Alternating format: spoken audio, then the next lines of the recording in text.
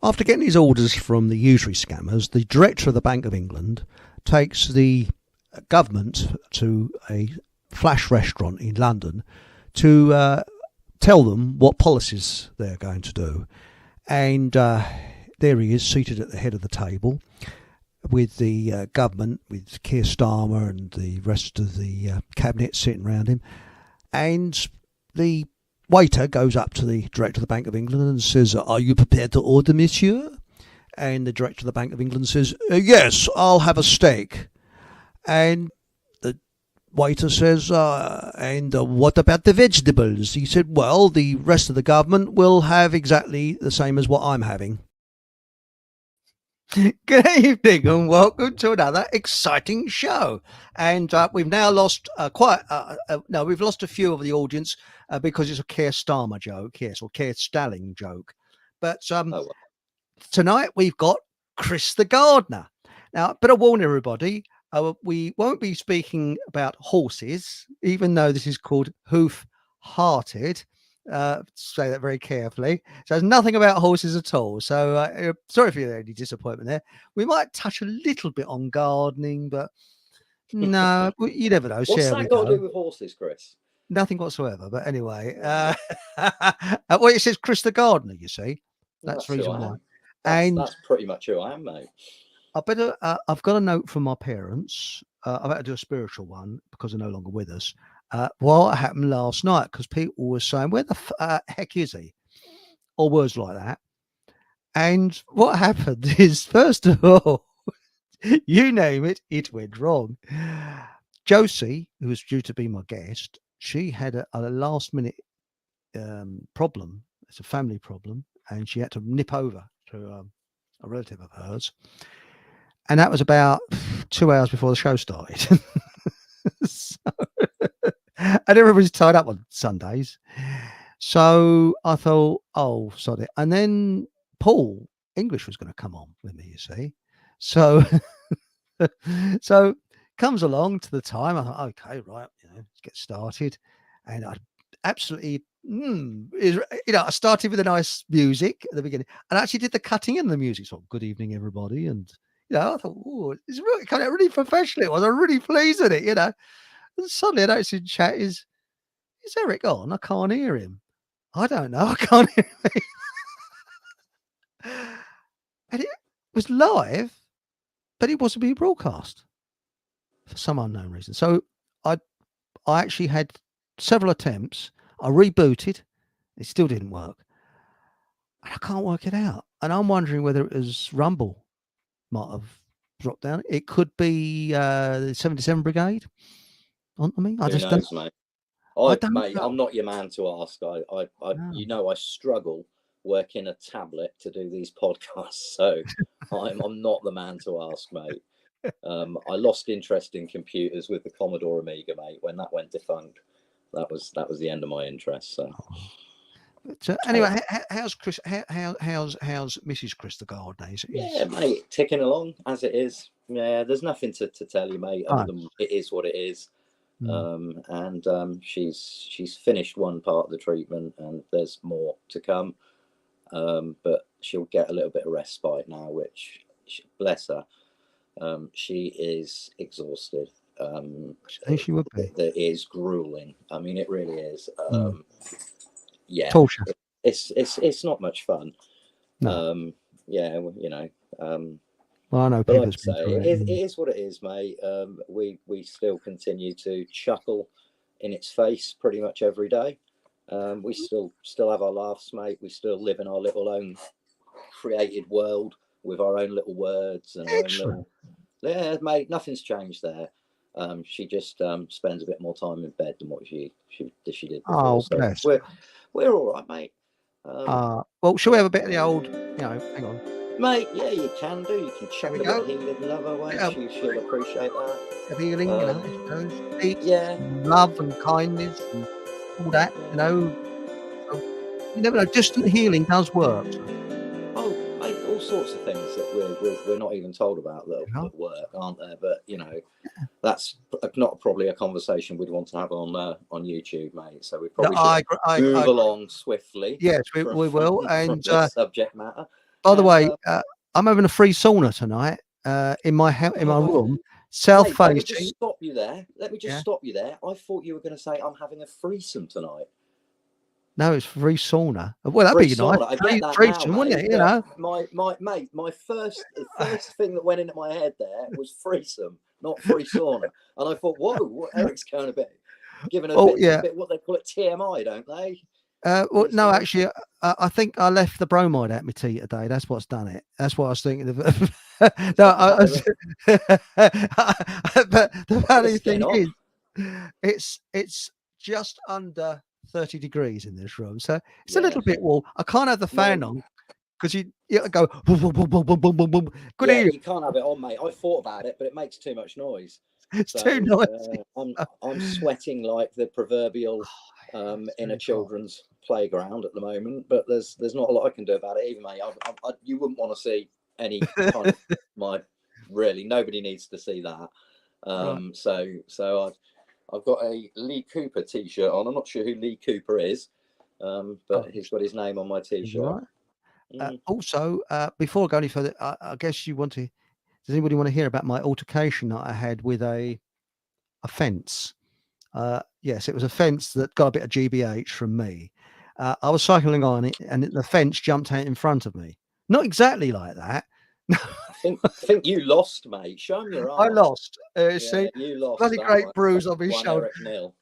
Well, the thing is, you see, when it comes to bikes, I'm a bit. I'm a petrol head and a bike enthusiast. There's two extremes, isn't it? It's the sort of I don't know. push There's bike. some, mate. I've always enjoyed a bit of cycling. Yeah, There's something satisfying about getting up to 30 miles an hour under your own steam.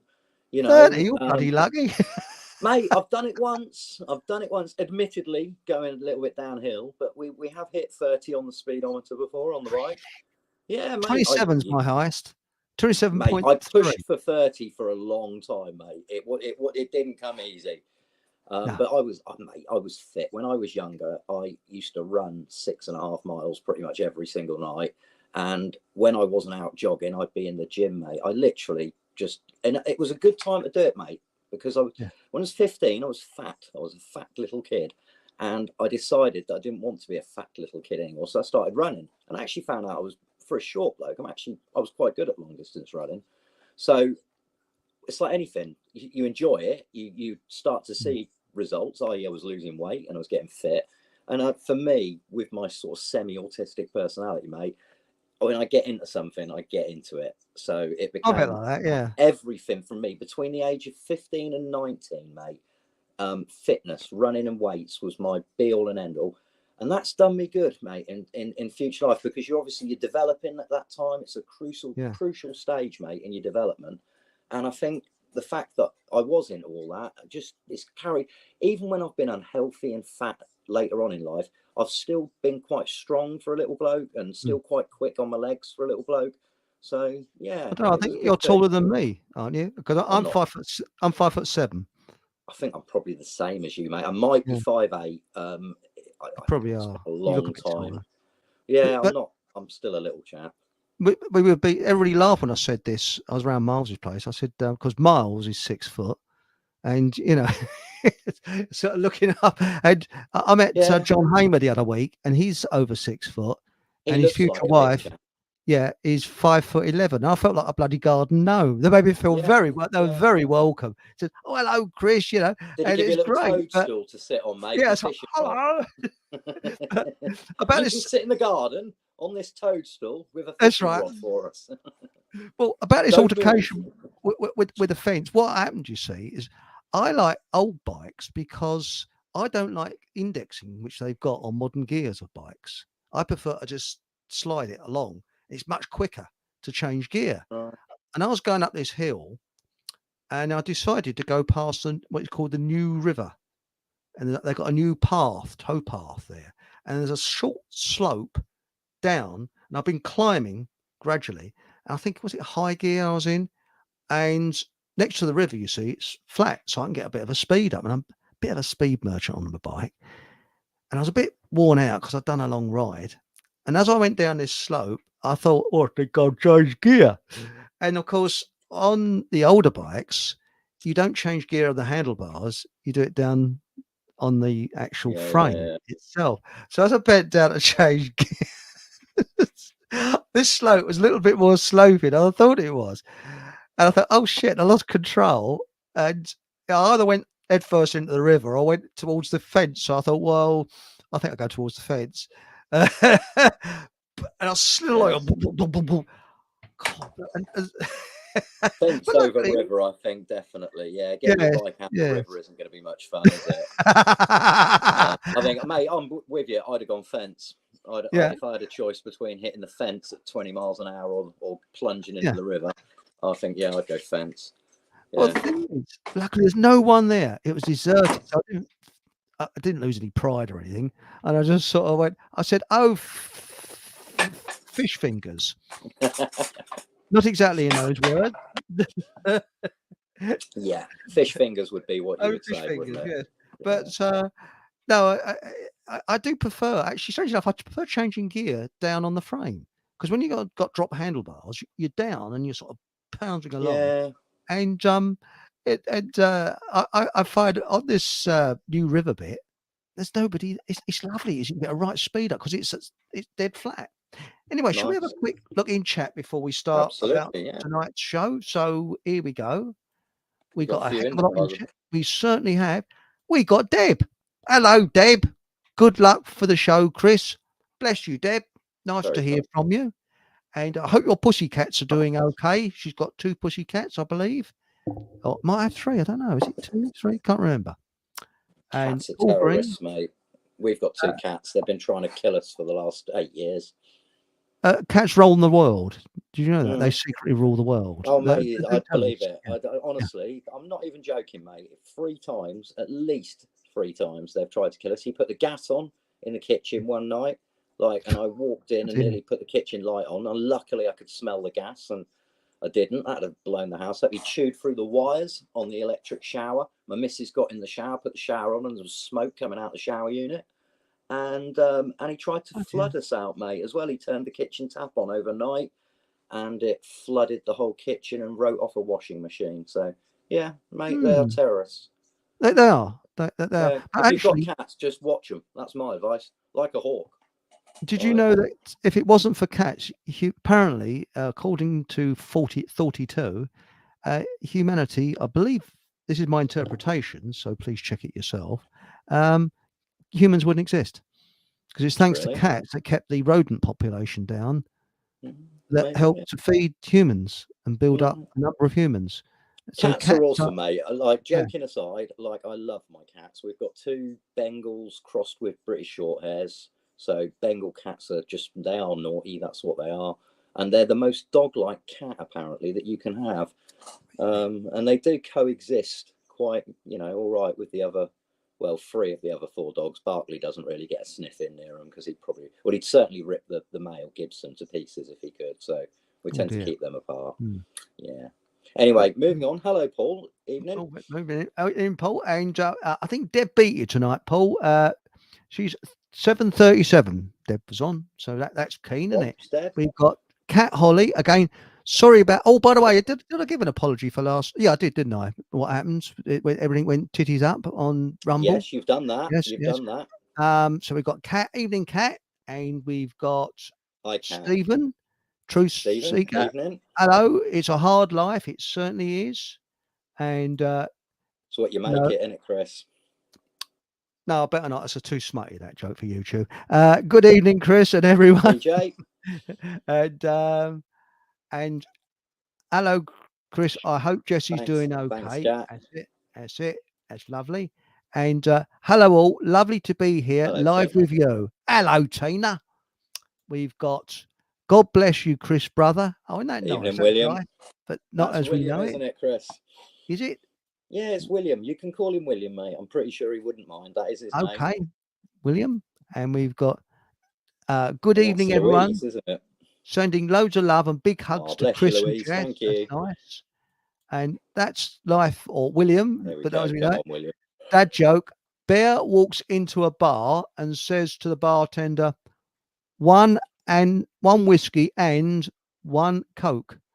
Why the big pause? Asked the bartender. Oh, sorry, I should have paused there, shouldn't I? You should have.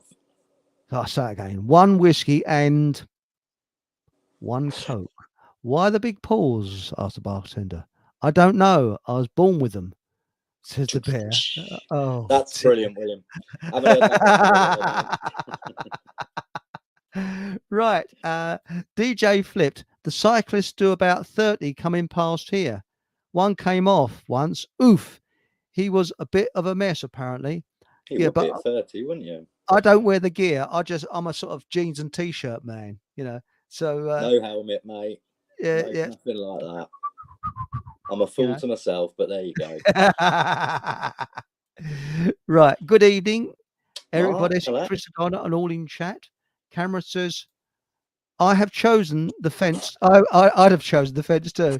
Wouldn't Good want point, to risk the pollution in the river. Yeah, there's what they call it, Viles disease around here with a rat's pee. So I've had some old vials.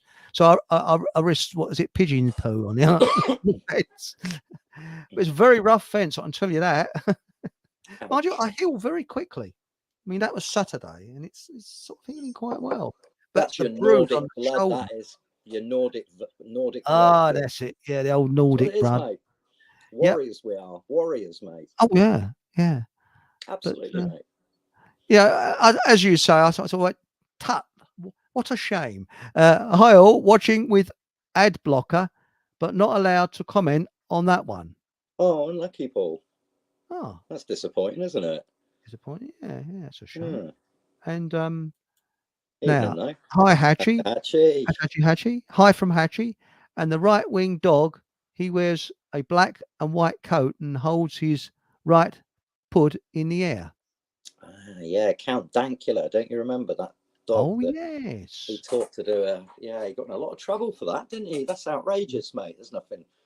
I mean, look, we've had satire for years. We've had comedians like Spike Milligan and people like that. I can't think of any specific others, but people have mocked that, done Hitler salutes in comedy for a long time. I don't see why it's any different if somebody just for shits and giggles teaches his dog to do it and puts it online. What's wrong with that? That's funny. Yeah. Well, I like black humor.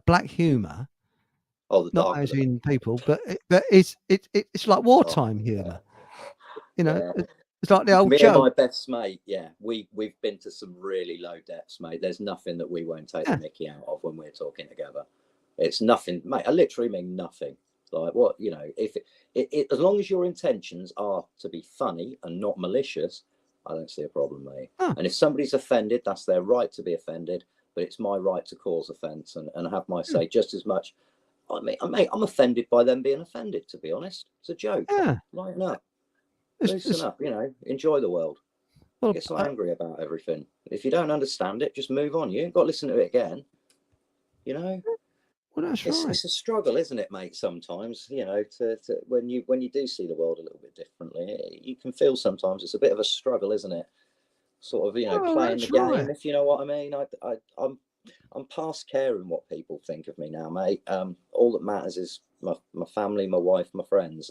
What anyone else thinks, I really couldn't give a toss, mate. I really couldn't. So, I think it's a bit of a sad place, isn't it, where you. Yeah, I probably should just let it go, mate, to be fair. Well, it's a bit like there's a joke. Now, I can't get muddled in my head. My uncle was a stand-up comedian, and during the war, apparently, he kept everybody in fits of laughter. And that was on the battlefield. Now, whether he said it, and I heard it I wasn't alive during the war, but some years ago, like me in the aftermath, mate, your family were very much alive, and like me, I'm sure all you heard was stories and stories about hardship and things that they went through, but also a lot of humor, wasn't there? Well, that's right. I think it was I heard it first that my uncle shouted out, "Why can't you keep still? Don't you realise these bullets cost money?" to the enemy. But then I heard it later on. Somebody told me that it happened in a war in the Middle East. So whether my uncle said it or whether I'm getting muddled up, I don't know. But I think it's a pretty good one. Someone shouts out, it's been said more than once. Stand still. These bullets cost money. Yeah, probably been said more than once, mate. But Yeah. yeah, like any situation, mate, humour needs you need humour. I think, especially with the darkness that surrounds us these days, mate. I think when we've gone into chat, I think we should get in, unpack a little bit of what's been going on the last couple of weeks, mate. Because the way I see it, I think people are dancing to the tune, the exact tune that they want them to dance to, mate. It's like, you know, that, oh, what a lovely war. There's apparently, this is true, what happened. There's the new recruits going to the front, and there's the old sweats sitting there. And they said, oh, we better watch out. They've got a shortage of a lot of things up the front. So they say, well, what shortages have they got? We could bring them with us. He said, well, it's mainly coffins. Brilliant. Yeah. Some of them didn't even get that lucky, mate. Some of them were just blown to smithereens. Oh, yeah. Yeah. Literally nothing left of them, mate. Right. Well, I know for a Pointless, mate. I worked with a fella whose father, he had to bury the dead or something. And he said what they used to do is there was nothing much left of a person. They used to put soil in the coffin that to make the weight up. So it was felt like a person in there because there's nothing of the person left. No, my granddad was a fireman, mate, in London during the Blitz and also in Plymouth. He was with the London Fire Brigade, but he got, when Plymouth started getting hit hard, he got put down to Plymouth. But when he was in London, his best mate was machine gunned on the roof of a building as they were fighting a fire on the building next door, and he was deaded. And he used to, one of his jobs, one of the fireman's jobs as well, was to collect up bits of people, mate, after explosions and things like that. And I never met him, mate. He died before I was born, but that's got to be something, mate, that you carry with you for the rest of your life. I don't think you ever would forget something like that, mate. It's just shocking, isn't it, that we do this to our brightest and youngest. You know, when they're like 17, 18, 19, we send them into this kind of situation and then expect them, if they do make it through, to lead some kind of meaningful life. I mean, no wonder so many Vietnam veterans, mate, became drug addicts and alcoholics and today, what is it, mate? How many is it? Remind me, how many American ex-servicemen a day or a week is it that are killing themselves? What is it? Something like 21 a week? I don't know. I don't know. Knows? Put it in chat if you know. But it's outrageous, mate. There are hundreds and hundreds of them just topping themselves, mate, and nobody talks about it. And we still just keep sending more and more young men off to war. Mate, the only way it makes any sense, mate, is if you know what's going on. I think otherwise, if you thought about it, you couldn't put any kind of sense on it, could you? But if you think you know what's going on, if you see it the way perhaps we might see it, then it kind of does make sense, because it's just all part of what they do. You're right. Brutal, mate. When are we going to sort it out, mate? When are we going to stop acquiescing? Just like put down tools and just say, mate, I'm so determined just to get out of the system as much as I can. Same here. Here. I can't sell up and get a small holding somewhere or anything like that. I'm stuck where I am at the moment until I've paid off this mortgage. And with things that they are at the moment, mate, the last thing we want to do is move anyway. But within this situation that I'm in, within my lovely little quaint cottage in the countryside, mate, I will find a way to get out of it as much as I can, mate. Because it's just bullshit. I agree. It is, and it's not only the veterans are affected; it's their offsprings, because they did a survey in Australia after the Vietnam War, and they discovered that the veterans' offsprings, the suicide rate was 29% above the average. 29%. Epithogenic, what is it? Epithogenic memory? Epigenetics. Something like that. It's called epigenetics, where the memory is passed down from the parent to the child. It's insane, mate. It really is. It's horrendous. But I don't think it's going to change, mate, anytime soon. If anything, my friend, I think we're potentially looking at it getting, probably a little bit more spicy. But I still believe, mate, you can still live a happy and decent life. You don't have to let all this crap weigh you down, mate. Oh no, because I laugh at it. Yeah, and the more you disengage from it as well, mate, I think the better life becomes. The more you can, take yourself away, mate, from from as much of the nonsense as you can. Like, you know, during the nonsense, I think for me, it was liberating not following any of the guidelines or regulations. Yeah, same here. It felt felt like the right thing to do, mate.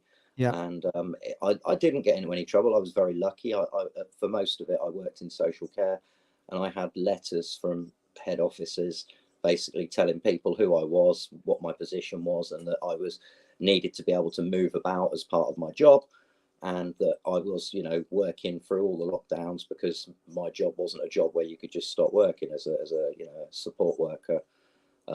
We couldn't just like down tools, all that crap about us being COVID heroes, though, mate. That's just bullshit. Like, again, like, that wound me up. The company I worked for during the first start part of it gave out these gold medals after like 7-8 months with COVID hero on, mate. It's a joke. By the way, we're on YouTube. We better say Divock. Divock, yeah, sorry. Yeah, that's all right. You know what I mean? It's easy slip of the tongue. But by the way, I don't know about you. I've been sobbing all day. Have you, Chris, with that horrendous news? Me, well, hang on. I don't know about whether I'll be able to get through this without breaking down. The CEO of YouTube, who was responsible for removing all the naughty things that people have said, has croaked it. And she had a fake tears. She had a fast version of a nasty disease that my wife's got, didn't she? Yes. And, I mean, look, mate. Again, look. But I'm not. Chuckle, but there's no malice. I'm not. It's a life past, isn't it? At the end of the day, that's right. It doesn't matter who it is. It's there is you really want to a grieving family and things like that. So whatever happens, there is a grieving family. Yeah, I mean, there are exceptions. I mean, we had a good chuckle when Kissinger knocked himself when, didn't we? And quite rightly so. He's potentially one of the most nasty men that has been on. You know, he's done some really bad things, Kissinger. So yeah, you know, we're not going to cry too much over him. We got a joke coming up, I think. Oh, let's go for it. We got James SS, dad joke. What do you do when a pirate has a heart attack? Enlighten us, James. And he says, dad joke. What do you do when a pirate has a heart attack? CPR. I've not heard that. That's good. CPR. James. Oh, my heart is. Don't milk it, Chris. It's good. It's good. It doesn't need any extra, mate. It is a good joke. Spot on, James. Did you know that pirates? Do you know the reason why we think that pirates spoke like Cornish people is because the bloke who acted the part of, was it Long John Silver in the 50s, was from Cornwall. Right. So he spoke with a Cornish accent in the part. But they actually were Cockneys. The pirates were actually Cockneys or Scottish. Right. Yeah. I like to see it's amazing, isn't it? Hello, Aunt Sally. Evening, folks. Was here all the time, but for some reason, YT signed me out, so couldn't comment. Oh, very rude, Aunt Sally. That was because I know, Aunt Sally, I think you were trying to get on last night. There was something really weird going on last night. I really can't. I do not know the answer to it. I really don't. I was sitting here, you know, talking to myself basically because nobody could hear me. See, I'd say technical incompetence, mate, but I really wouldn't have a clue. Just going to go and pop the light on, Chris, because it's getting a little bit dark. And camera, I think you were trying to get on as well. Go. I hope you and Bud are good. That's good. That's right. And then we got, I chose a fence over oncoming traffic as a kid on my go-kart. Not a difficult choice, but I got pretty scratched up. Oh, did you have a soapbox one? Yeah. The fence is winning, isn't it? The fence. Most people fancy the fence over most things. Yes, I'd definitely go fence over oncoming traffic. But it was certainly there hadn't been planes. Nice. You got any nice splinters? It wasn't any splinters. What it was, because it was on my wrist here, I couldn't stop it bleeding. And normally I'd have something like some cayenne pepper or something, which sends your elbows up, backside up to your elbows. It helps the blood to clot. I didn't have any because when I'm on my race, I have the minimum with me. So, you know, I don't even carry any tools with me. I'm very minimal when I go out. No, I don't think I have ever done that, mate. like carjack, you know. I don't think there's even a jack in our car. There might, I don't know. Yeah, we got one of them stupid space saver wheel things. One of those only go sort of 50 Really? kilometers an hour and only lasts for like to get you to the nearest garage kind of thing. It's rubbish. Well, you're lucky you got one, because in a smart car you don't get a spare at all. No spare at all. All you got not, is just skirty stuff that you just go into the tire. But my Toyota. I was just about to say, I bet the Toyota's got a nice regular spare tire. Nice regular spare tire with a jack in the middle of it. Yes, and they've never been changed. 45,000 miles. They're still beautiful. Good as new. Yes. Now we got here. Haji. Anyone remember a roast dinner? My parents did a good one. Is that offensive yet? Not to me, Haji. No. I like a nice roast dinner. Well, I was thinking about cannibalism with politicians, but they'd be a bit chewy, wouldn't they? You know. Right. The island, Chris. They're going to the island. That's where they're going. I think the island. They're all going on the island, mate. That's right. Yeah. They can eat each other. They can rape each other. They can do what they want, can't they? Yeah. You just send them amongst their own. Now we got here amongst their own, and they can have the world as they want it on their island. Right. It says the old folk on me caravan park have all gone down with Tourette's recently. They can't stop swearing. Old people in general, actually, I think. I think your filter goes. The older you get, mate, I think the more your filter goes. I think the less you care. Well, old people just tell you how it is, mate. That's what I like about them. They're quite direct, a lot of them. Do you remember that documentary years ago? This is when I had a telly. It's on the BBC. You're going back 15 years plus. And it was about Tourette's. And apparently there's a scientist or a play in France that is a leading authority on Tourette's syndrome, you see. So they got all these people with Tourette's. In this, I shouldn't laugh. I'm sorry, but I think someone would. Mate, I think the whole point of them being on it was that they wanted to show that there was kind of a bit of a humorous side to it. Because I remember watching that. There was 3 guys, wasn't there? What got me? Do you see that bit with the lecture theatre? I don't know how I can get this over on YouTube. It's a bit rude, but there's this goofy-looking professor. There's all these people sitting there going, you know, with Tourette's, walks on the stage. And every one of them, Tourette's, shouts a rather foul word beginning with W and ending with R. And I was off my seat with laughter. Yeah, what's wrong with that? There's nothing, mate. You put I'm sorry, but that is quite an amusing sort of thing just to envisage, like 200 people with Tourette's in a room trying to listen to a speech by somebody on Tourette's. I mean, that's almost like that was written as a comedy sketch. I mean, mate, if that makes me sick, then I'm sorry, that makes me sick. But again, like I say, I think you should try and find humour in everything, mate. I think that's important. There's no malicious intent behind my humour, mate. Not at all. Well, did you hear about sorry, carry on, Chris. No, I was just going to say, I just find some things funny, and I can't help that, you know. Did you hear about the dyslexic pimp? He bought a warehouse.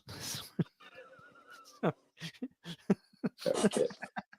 Very good. Have you got any more comments to read before you start your repertoire of your stand-up act? No, it says here, Haji, very difficult to get out of the system. They have us by the proverbials. How my stamp collection. Hail my stamp. Yes. Hail indeed, actually. But I can tell a little story, which is true, about an architect I once worked with that had dropped out with his wife. He should have worn better underpants, but that's another story. But no, what I was going to say is I was because I can't remember. Oh yes, that was it. I was in Harlow working on a project, and everybody drifted off to the pub lunchtime. But I'm not really a boozer, so I was in the office and one side, and he was the other side of the office, and I was just stayed in the office for lunchtime. For that, I think it was raining or something. Anyway, can't remember. Anyway, he used to drive in to work with his top of the range Mercedes, and he was a bit flash. This geezer, he had a Rolex watch, you know, and he came from Windsor. And I said, "Blimey!" I said, "That's an expensive place to live."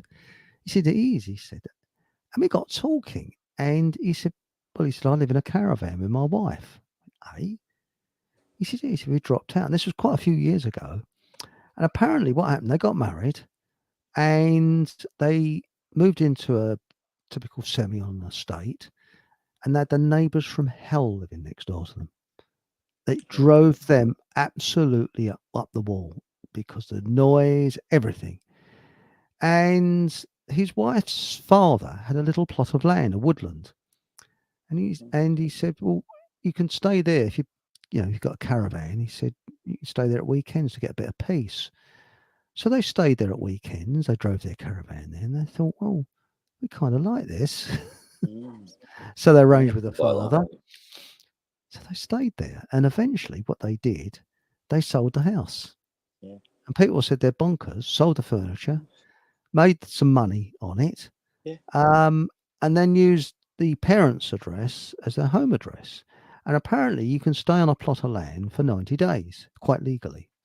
And then after 90 days, you've got to move. But this was a woodland. Bullshit, isn't it, mate? Again, Yeah. that's like absolute bullshit. So if Yeah. you own the land, even if it's your land, Yeah. you can only stay on it 90 days and then you've got to move. Why? Well, it's Why, collectivism. mate? Oh, But what this is what really collectivism is all about. Because to me, there's no difference between fascism, communism, and no, they're all the same, democracy. mate. They're just Because it's the dressed up a little same. different. It's all about tyranny and control, isn't it? It's people telling Just, you. yeah. I mean, I think G. Edward Griffin gave a good example. He said, wearing seatbelts is a good idea. Yeah, it's a good idea. But why make it compulsory? If you want to risk smashing yourself up, why make it compulsory? Yeah, I think you're right, and I think as well though. I do think if you've got a seatbelt in your car and you don't put it on unless you've got some kind of really sound reason, I think it is a little bit silly because you can really get messed up. I mean, look, I wear my seatbelt, not because it's the law, just because I've been in a few car accidents. I know how bad it would have been had I not had my seatbelt on because of what I've got a scar on my chin, another one on my head from a car accident, mate. If I hadn't had my belt on, I'd have gone straight through the window screen, mate. That'd have been game over at that speed. So yeah, I mean, look. No, I'll just give an example. There's plenty of good examples, mate, isn't there, to show that seatbelts there's are other a good ones, idea. but not only seatbelts, other things. Why is there Big Brother? I mean, he gave an example, and I agree with him. If you order people to say, I don't know, move a chair out of your, suppose there's a big sofa that needs to be moved out of your house, okay, you're selling it or something, and you ordered people to come along and remove that chair, they would be doing that. But if people volunteered to help move that sofa or whatever it is, or if you that's ask a for different help thing. or whatever, then Or that's you a different ask for thing. help. And mate, that is very different. Yeah, but I agree with him on the seatbelts as well, though, mate. I don't think it should be like. I don't think we should penalise people for not having one on. No. If anything, it's far better to educate people, mate, than penalise them, and it's far better to try and show them, why something's a good idea than enforce it on them. I agree. Also, not only that, the finest discipline in the world is self-discipline. If you've got self-discipline, for example, schools, they have speed cameras near schools. You don't need it if the road layout is done correctly, and that is you have it where it's like obstacles. So you have to go zigzaggy. So you can't go over 30 miles an hour. You can only do 20 miles an hour. Yeah, speed cameras are a tyrannical thing, mate. I can remember when I first started driving, mate. Yeah, I know. They were few and far between. Yeah. Like you could drive from Kings Lynn to Liverpool up the A17. You'd encounter, there was one on the A17 when I first started driving to Liverpool. There wasn't any on the A1 at all from between Newark and Ferrybridge. Nothing. And there was nothing on the M62, mate, from Ferrybridge all the way into Old Swan in the heart of Liverpool, where I used to turn off to go to my dad's. And like I say, one speed camera, mate, when I started driving there. And I think if I did that journey now, I'd be counting hundreds, mate. They are everywhere. Right. And they're not just Cambridgeshire and Norfolk, full of them. It's as almost Yeah, as if there was a population explosion of the bloody things. there's average ones, mate, on the road Mm, between Kings Lynn and the village I live in. There, it's a 60, but they've got average speed cameras. mm. Going down his slope towards Sandringham, and then once you come off the roundabout to go to my village, there's another bypass, and they've got them on there as well. But it's saying you're a thief, you're a crook. Like you go into a shop, we have what is it? Security cameras for your safety. What is the roof going to fall in if the security camera isn't there? Yeah, For ridiculous, your mate. safety, no, they're saying Not for my we safety, is it? distrust you. It's yeah, We exactly. and I But hate it.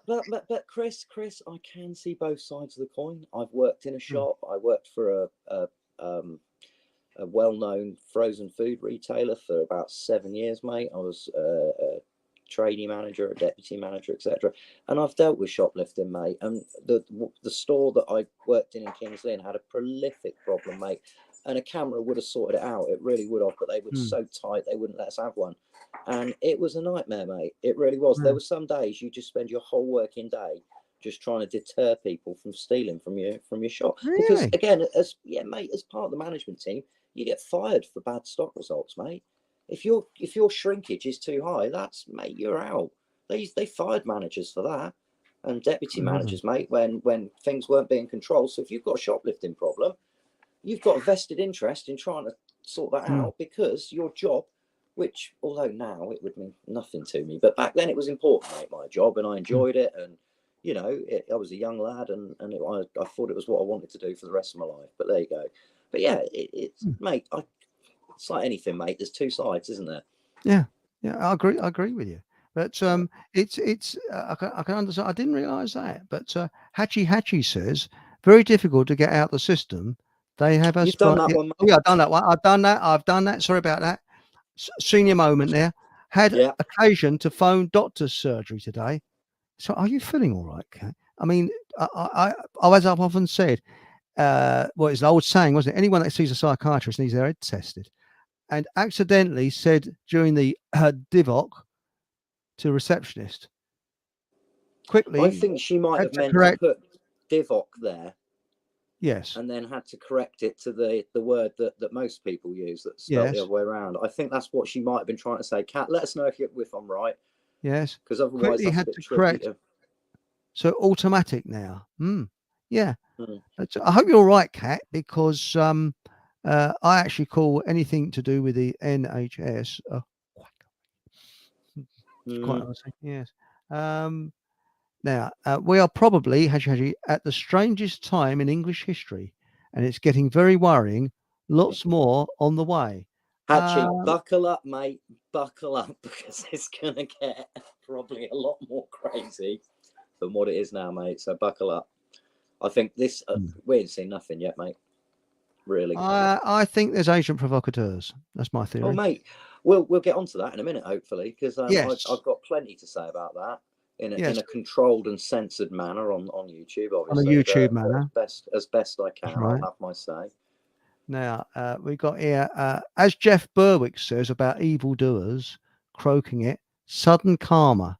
No disrespect to anyone, though. Yes, I can Potentially, understand. DJ. I love a bit of Jeff. He makes me chuckle, mate, and he's one of the few people who was kind of on ball right at the start of the nonsense. There weren't many, but it was a comfort, I think, Hmm, for me. Jeff, definitely. Jeff's videos were funny, mate, and still are. Yeah, yeah, I don't agree with everything he says, but but he's an entertaining chap. I've learned lots from people that I disagree with. That's the thing, and this is Good. why I have an open mind about. I try to. It's very difficult with some things, though. But anyway, Hatchy, my go kart was a plank and pram wheels. Yes, laugh out loud. It flew. I'd have to pay the dump for the pram today. Mm. Couldn't make it up. Yeah, Yeah, yeah. that's right. As You got them kids, we free. used to go up the dump and we'd go looking for things. And I remember Hmm, one time we thought we'd hit the jackpot. We found a load of old Beano comics, and and old yeah. dandies and things. And we really thought we'd hit the jackpot. And then when we got them home, we realised that they only got the first 2 pages and the last 2 pages in each one. All the rest of the middles have been ripped out of them all. Oh, so sorry. I still got my Beano man annual, and I've still got a Blue Nice. Peter annual. Right. Apparently, they're collector's pieces. But that's when children's television was children's television, not the crap they got now. Maybe I'm crazy, but why can't we just, this is DJ Flit, just pitch a tent or a caravan anywhere, as long as it's not bothering anyone? Well, that Dude, I'm is with you. common law, which is injury, loss or harm. And that's what the police should be there for. Because if they come along, with I don't know, bailiffs or something like that, it's not their job. Their job is to protect you against injury, loss, or harm. That is their job. Mate, that's evolved, hasn't it? That's not their job anymore. Their job is to enforce the agenda, whatever it may be.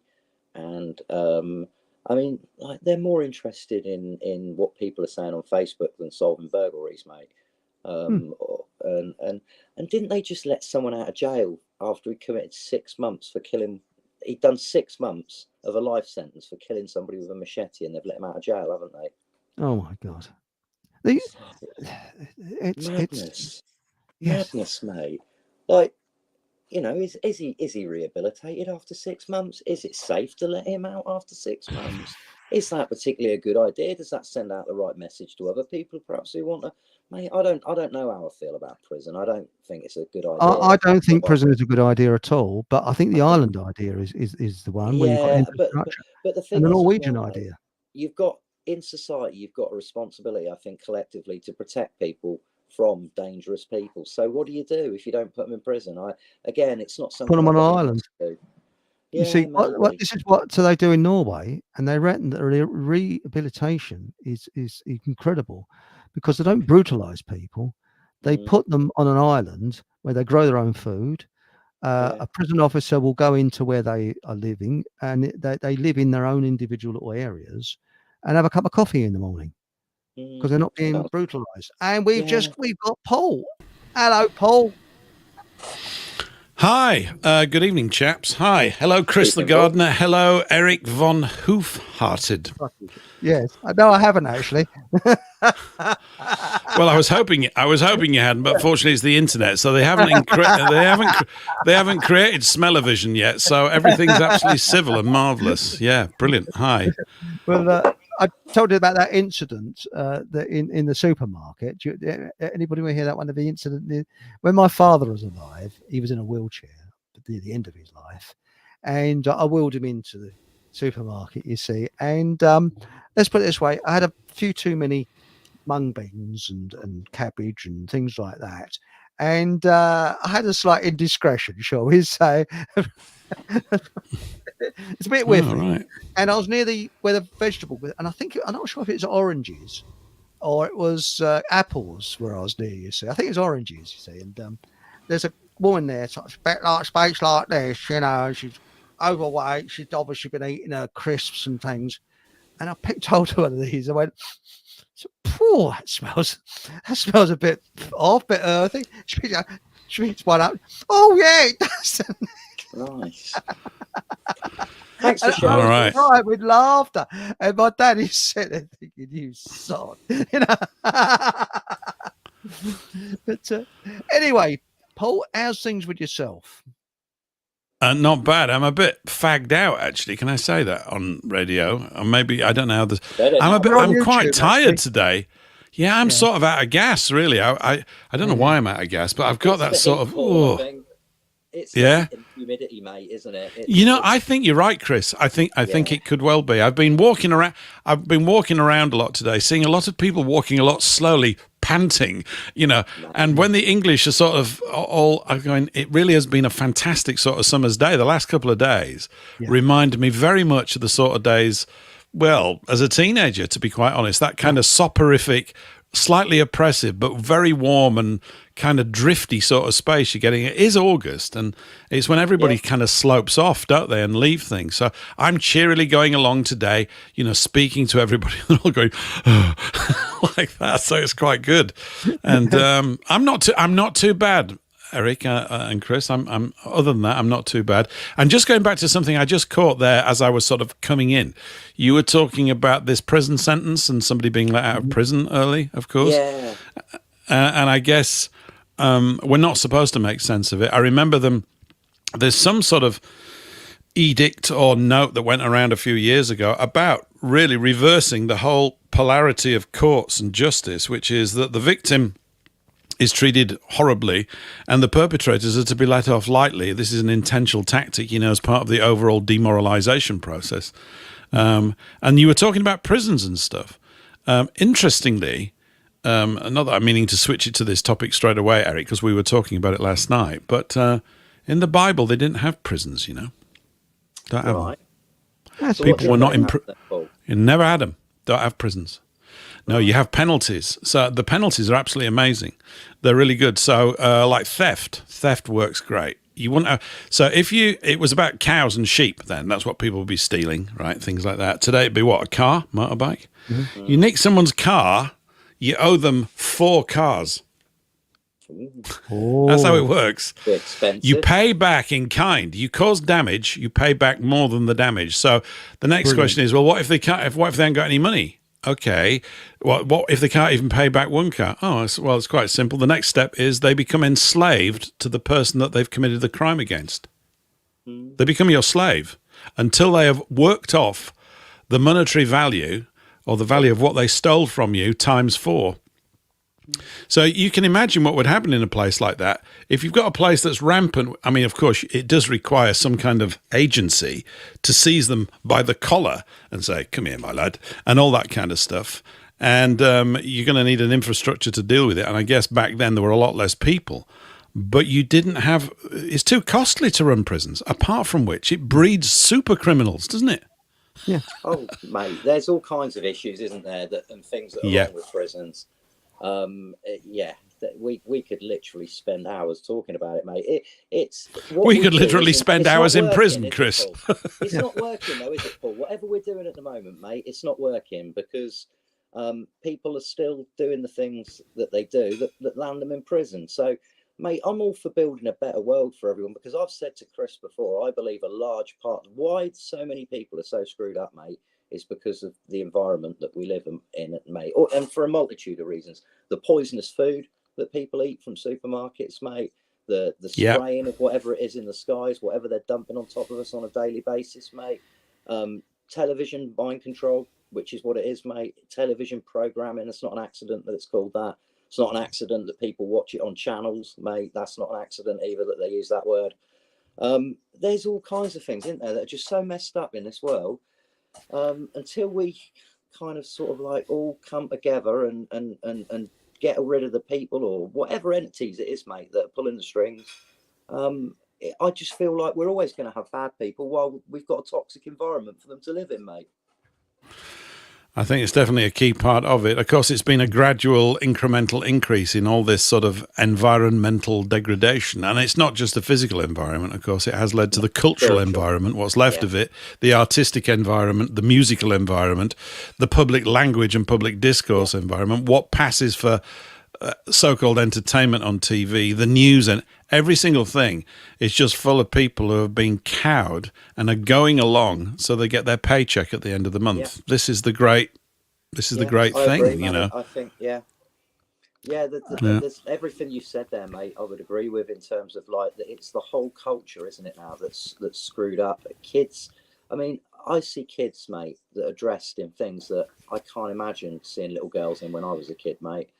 They need a damn good thrashing, Chris. Mate, it's child abuse letting your kids go out dressed like that, I think. So what's happened to it's the parents then? So the parental generation is the one that has been got at because their parents, going to the grandparents now in this, were beginning to go slack. I mean, if we trace it back, the great slackening of public self-discipline began really in the 60s. You could be free. You could do anything you like. You could just, it's love, man. Really? This has worked out well, has it? No. The introduction of the pill as well, Paul, the contraceptive pill.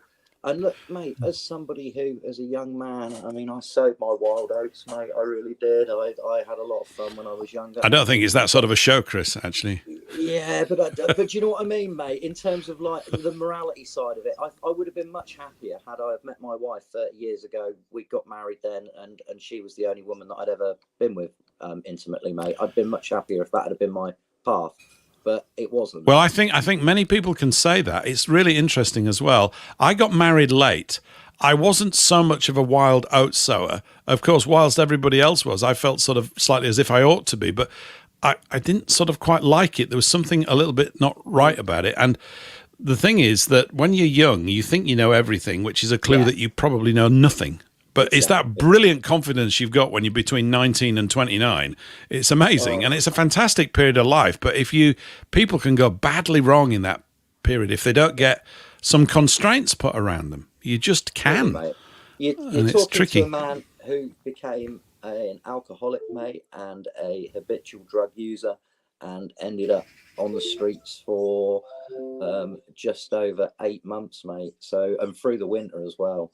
There was a brutal. That's a tough thing. That's very tough. Well done for surviving. Yeah, but you survived it. I guess you're one of the few. Many don't, do they? Many don't. A lot don't, mate. And it's easy. I can see how easy it is just to carry on in that hopeless way. Something just tipped inside of me, mate. One day I was just sat on a bench in a park in town.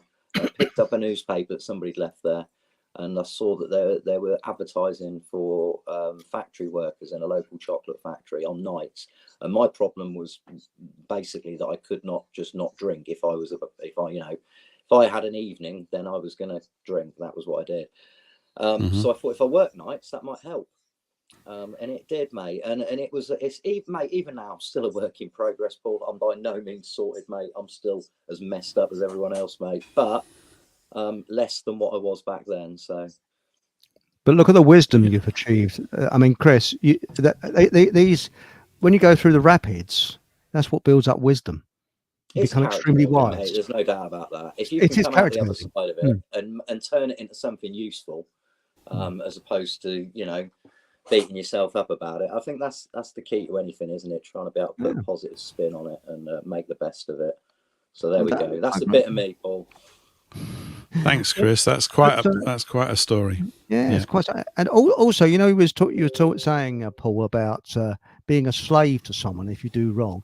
I still think the island idea, shove them on the line and let them slave to work off their debt, so they could be there for years working it off. So that had really put them off. Well, they could be. I think there's something very positive, though, about that old way. Of course, we don't want that because it's old-fashioned. No, there's something tremendously sound about it. For example, let's suppose it's someone in your neighbourhood nicks your car and you know it's them, and they do receive this punishment of having to pay you back, or they have to redress the harm that they've done to you. They've caused you an inconvenience. They've absorbed and ruined part of the energy of your life. You've been distracted, taken away from what you wanted to do because you ain't got a car, etc., etc., etc. But if they meet the requirements of the penalty, given that they do that, they pay you back 2 or 3 times. They have to pay you back for the car, then they have to pay you back for the distress. Let's suppose it's something like that. We have a sliding scale. If they do that, and then it's paid off and cleared, when they're then operating in the local community, they are actually forgiven. It's not something that they've actually literally repaid their debt. Justice has actually taken place. It's not up to somebody to decide whether it has. It has taken place. It resolves that. In other words, they can now pick up and go, hopefully, the aim is, yeah, you're right, I did wrong, and all that kind of stuff. I'm not saying you can stamp all of this out. That will never, ever happen, it seems to me. There are always going to be individuals, unfortunately, that are going to indulge in these things and do that stuff. But you have to look at what drove them to do it. And no pun intended, what with me talking about cars. But I think the circumstances do have to be considered. And although you wouldn't be able to fix it, say, for one isolated case, if the groundwork of the way that we operate in commerce, which of course is completely bent out of whack, as you well know, and all these other things that put these inordinate pressures on people just to survive, if you get the fundamentals re-sorted out, the amount of that crime would, I believe, in due course, reduce. You'd still have some of it, but the scale of the problem would be reducing. And if we could say, is it less this year than last year? Yeah, then we know we're onto a winner. And you keep pounding away. It can't happen overnight because it just can't. I'm not, unless you can do a Mary Poppins and snap your fingers and just put it all clean and tidy. Paul, how does that work for something like murder, though? So you die. Somebody commits. You die. This is where I'd struggle, mate, because I just, in my head, taking a life off of somebody who's took a life makes no sense to me, regardless of. It makes no sense, mate. It makes you the thing that you are punishing the person for, in my mind. I don't think it's necessarily punishment. I know. I'm not saying I'm crystal clear about it, and I wish I had. There's a document I'm thinking of, which I will not be able to pull up on screen fast enough because I don't know where the hell I've put it, right? But there was I got one of these little tracts through. It's from a bishop, or it doesn't sound good, this, right? But it's relatively recent, about 2016, from Durham, or the Durham area, north of England, writing about why there is capital punishment as part of the law. Why is there? There's a lot more to it than just, it's not simply punishing them. They've extinguished a life. Now, the real problem with this, I would suggest, is when people are falsely accused and did get hung when they had done it. This is awful. Yeah, I accept that that's terrible. But what are you to do? Are you to say that we tolerate the taking of life? You see, even though you might not be overtly saying it, it's like a sub-carrier wave in the culture. And people think, well, I'll just get away with it. And the idea that a guy, what's the point of locking them up if they've taken a life? Now, if they are aliens to us, you've got a choice. You either take their life, which is going to cause even more problems with their relatives here who are also alien to our culture, or you repatriate them, which would be my course. I would say, look, you don't actually operate under Christian law. You operate under whatever law you operate under. I mean, I worked with someone who said, if you applied the Islamic punishments to Islamic crimes, even if they occur here, they would stop. They cut their hands off. I think it's barbaric and stupid. I don't see the point of that. But that's their way, and it's not our job to interfere with it. We could suggest that they might have a better way of doing it. I think there is a better way. I can't say how that's actually going to produce anything other than a more sort of insane population situation. It's not good. But there's something in it. Even I find it distasteful. But probably the wife of the man that got murdered finds it distasteful too, that a life has been cut short for no reason at all other than someone lost their paddy or whatever they did and killed someone. And the cost to us of keeping these people is considerable. Now you've got this entire culture building up about how we look after people that have committed a crime. There's no easy solution with this because I think it runs counter to our considerations for empathy and to anyone, and I accept that. But you can't go around murdering people. But if you make the penalty so light, they will. Now, I suppose in statistical terms, we're probably one of the least murderous countries currently in the world, but there's no guarantee at the moment with current conditions that that's going to continue because things are picking up in that regard. So something's going on, isn't it, Paul? It would be good to go there as well, because we've been on for an hour now with me and Chris, and we've not even touched on what's been going on the last couple of weeks. So it would be interesting, my friend, to hear your take on that. What do you think has been going on? Do you think this is organic, or do you remember on YouTube? Yeah. Well, Sorry. Don't worry. I think we can. There's more than one way verbally to skin this cat. I'm aware, Eric. I know. I have no idea why you insist on YouTube. It's such a silly place. Unfortunately, it's where everybody is, Paul, isn't it? That's the thing. Still, most people are still stuck, aren't they, on YouTube? Well, we are all creatures of habit. Yeah, I guess you're right. But that aside, I don't think it's organic or natural. There's been a whole series of events that seem to have all been coordinated and all happened very quickly. There was that crossbow murder thing. I'm calling it that because they really, we're going to ban crossbows. And I thought, why are they? Basically, someone, it doesn't matter what they use, killed 3 women, a man's wife and his 2 daughters. This is horrific. What are you supposed to do with him? I mean, is he recoverable? What's the point? I'm sorry, I just don't see the point. They cost £80,000 a year to run. Why not do that? Don't do that and give the £80,000 a year to the recovering family or to something else.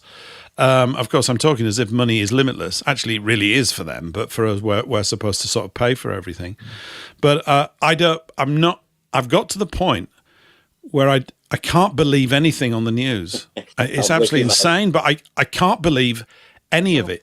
I know that 3 girls got murdered in Southport. Well, hang on. I was told that. Well, I was shown something that indicates that happened. I see that people were upset. But weirdly, if we go back 30 years, or say to the 1970s or the 1980s, which I can remember quite well, maybe some listeners here can't because they weren't even around, but there was a way that these things were reported on that had the sense of completion about them. You would have journalists doing further interviews with police chiefs and things like that, and they would be interviewed. And the things, to me, maybe I'm an idiot, would seem to stack up in a way that they don't now. There's too much flexibility in the way that the stories are put across, and it just disappears down the memory hole instantly. I mean, after the thing that happened with the incident at the nursery when these young children were attacked, all the focus then swung over to the fact that people were upset about that, and that was a bigger crime. Yeah, the riots was a bigger crime than killing little girls. What? What are you talking about? It was insane, I mean, it's just, mate. The way, like you say, there's been an interesting path, hasn't there, leading up to all this. What I found interesting as well, and I'm sure you are aware of this, Paul, Chris, I think you probably will be, but the young chap, I'll choose my words carefully here, the young chap accused of the heinous acts in Southport, he featured in a BBC Children in Need video. Yeah. Did you know that?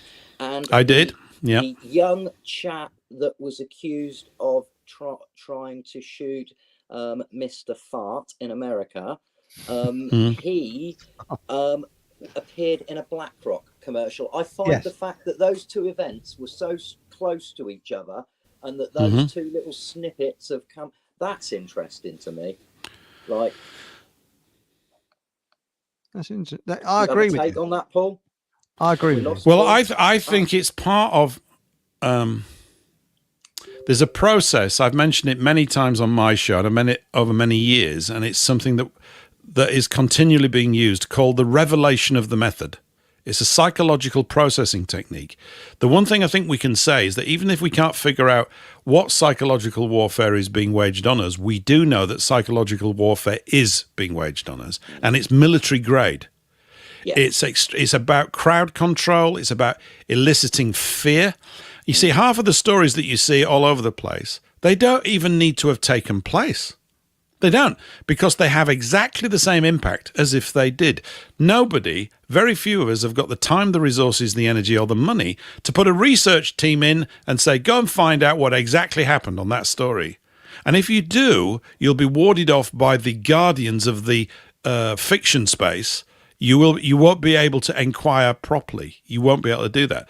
The revelation of the method is where you are taunted with a kind of confusion. They're kind of telling you that they did it, and then they withdraw it. The next day, they deny that they said anything at all. So that the individual who is the main target, the one that they think is the perpetrator of this crime. I also saw something where apparently he appeared in an episode of Doctor Who. What's this about? That's right. That's right.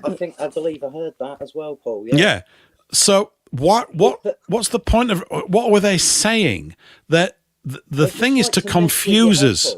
Yeah, exactly. Of course. Like to just mess with your head. It's like they like to drop in little snippets of truth in things, and then, like you say, just pull it away like it never happened. So you remember on 7/7, the so-called thing that happened in London. Do you know about the gentleman Peter Power, who was on ITN News that evening talking about a training exercise and all that? Yes. And then it was never mentioned again, mate. Never mentioned again, like it didn't happen. Like, wait a minute. Wait a minute. No. So there are no investigative journalists worthy of the name, and that's probably not because people with that skill set don't exist. I think they do, but they have been marshaled, coordinated, ushered out of the space, or they are threatened in some way. It's known that journalists that really do their job get killed. Yeah. Why would you want to be a journalist and get killed for trying to reveal? Yeah. You wouldn't want to do that. I wouldn't advise anybody to do that. So you have to draw another conclusion that there's another force at work, which and it comes in many guises, and it's maybe in many organizations, and it appears to be interlinked. And I don't know whether it's even of any use to us to know exactly who it is, but there's definitely a force there that is threatening people on some level, and it's messy for them to do away with people.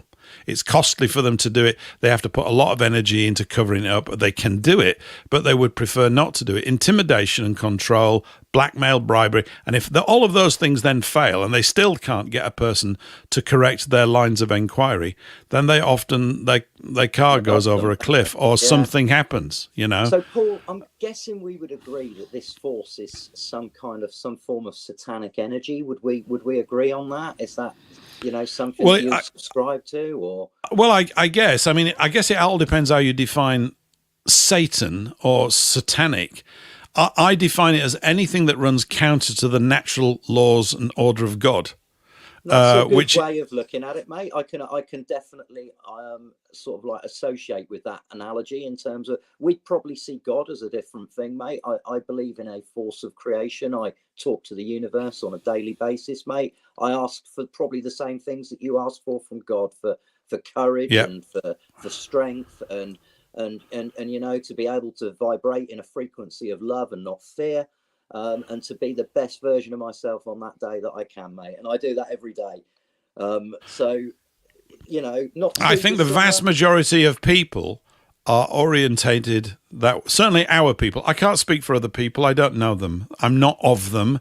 I don't mean anything against them or for them, because I'm actually, we just assume we know how people work internally. We don't.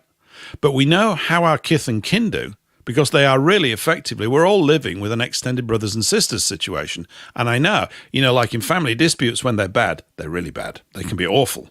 But we know how we operate. That's how we are able to effectively discriminate amongst our own people very quickly. We sense things fast amongst our own kind because they're our own kind. We know how we operate. We know as you grow up, you're hoping that you can sense when you're having the wool pulled over your eyes faster than you could when you were 6. When you were 6, you didn't have a chance, right? Yeah. And your parents acted in that role. They were your defenders against anything coming into your space that you were not equipped. You didn't have the equipment mentally or physically to deal with. That's why parents work. They're good things to have around. And it's why you end up loving them, because they do protect you in those early years. But as you grow, you're supposed to acquire those skills. Now, many of us have not acquired them because we've been educated out of them courtesy of so-called education systems, which have cut people off of their natural instinctual intelligence, which is strong with all creatures. It's strong, and yet we've lost that. So we've ended up to some degree in a kind of intellectual reasoning space. Let's talk about this in a reasonable fashion. Let's not, shall we? Why don't we just nail the truth and then look at the really awkward and really difficult decisions we've got to make? They are difficult, and we don't like them. I don't like them. You know, there's that military exercise. There's certain military exercises they do which sort of bring this home, and they have to do these things. You know, the one I'm thinking of is you're in a lifeboat and it's full, and you find 2 people in the water. If you get them on the boat, the whole boat goes under. What do you do? This is a test for officers. What do you do? You let them die. My take on that would be the strongest 2 people in the boat would get out of the boat and hang on to the boat, and the weakest 2 would get in. If you lost anybody, they'd go over the side, and whoever was the weaker of the 2 stronger would get in. Maybe you do. Maybe you rotate. Maybe it's that you go right. You 2 in the water. I mean, I saw a film with that. I think it had Tyrone Power in it. Some sort of World War II. It was that kind of scenario, and they took it in turns to go in the water for 15 minutes. I mean, it's incredible. The human beings have done all sorts of amazing things, but that's not the sort of situation anybody wants to be in. Or you're out in a group and somebody gets bitten by a snake or something, and they get gangrene in their leg, right? And you're a long way from will you cut their leg off? Would you do it? Because if you don't, they're going to die. Yeah. Do I have to make that decision? Yeah. Well, they're kind of forcing us into that space. I know these are extreme examples I'm giving, but the dynamic is the same. Let's put them in a position where all their choices are really bad. And you go, oh. And yet we sense that none of this needs to be like this, but it's been made this way by this coordinated group who have a history of doing these things and don't want us to find out. And I suspect part of what's going on is that they know that a lot of us know that they're involved with something, let's call it evil, something that runs counter to the natural order of things, to the things that we've been given. They are harming it. They're harming it because they want to be in charge. And as we roll that sort of the lies back and begin to see it, it's like the water rising on them. So we got to kill them off before the water rises any. That's why it's getting worse, because they're not gonna. We can't sit down with them at a table and go, "Would you just mind?" And chapesses, would you mind stop doing this? It's really, really not we're beyond on. that, aren't we, mate? We're a long way beyond that. We're way beyond that. That's why they're all in. They're all in. You see, I think the big. Sorry, Chris. That's okay. Carry on, Chris. It's okay. No, you go, mate. What I was going to say is that, I mean, I am passionately against the death sentence and always have been. And I sound a bit wet liberal there. And the reason why I'm against it is there has been one with so many mistakes. And secondly, I think what Gandhi said, although I haven't got much time for Gandhi, an eye for an eye makes everyone blind, because you've got to have a psychopathic mentality to have someone as the executioner to destroy a life. I still believe that the best thing, I mean, a perfect example is Jimmy Boyle. Now, Jimmy Boyle, I believe, grew up in Glasgow gangland. He killed someone. Yeah. And I don't know if you heard of him. And he was a completely reformed character. And he actually, his psychiatrist in prison married him. She said there was something about that man. And if you saw him, I believe, I'm not too sure about this, I believe he went to the relatives of the person that he killed and apologized to them. Yeah. That takes guts. But there's other people like Mad Frankie Fraser. Now, Mad Frankie Fraser, I mean, the one honest thing he did say, I saw a documentary about him. I couldn't stop laughing. He said, I wasn't a very good thief. He said, because I kept getting caught. So that's the one thing I regret. He said, getting caught. Now, the thing is that he was a hardened criminal, and prison. My feeling is that if you had an island like what the Norwegians do, and I think it's Norway where they do it, there's some people that psychopaths cannot be reformed. So you take them out of society, and I look at them the same way as we look on crocodiles. Crocodiles are predatory. They will eat us. You don't have them in your home. So you separate them from us. You put them somewhere else.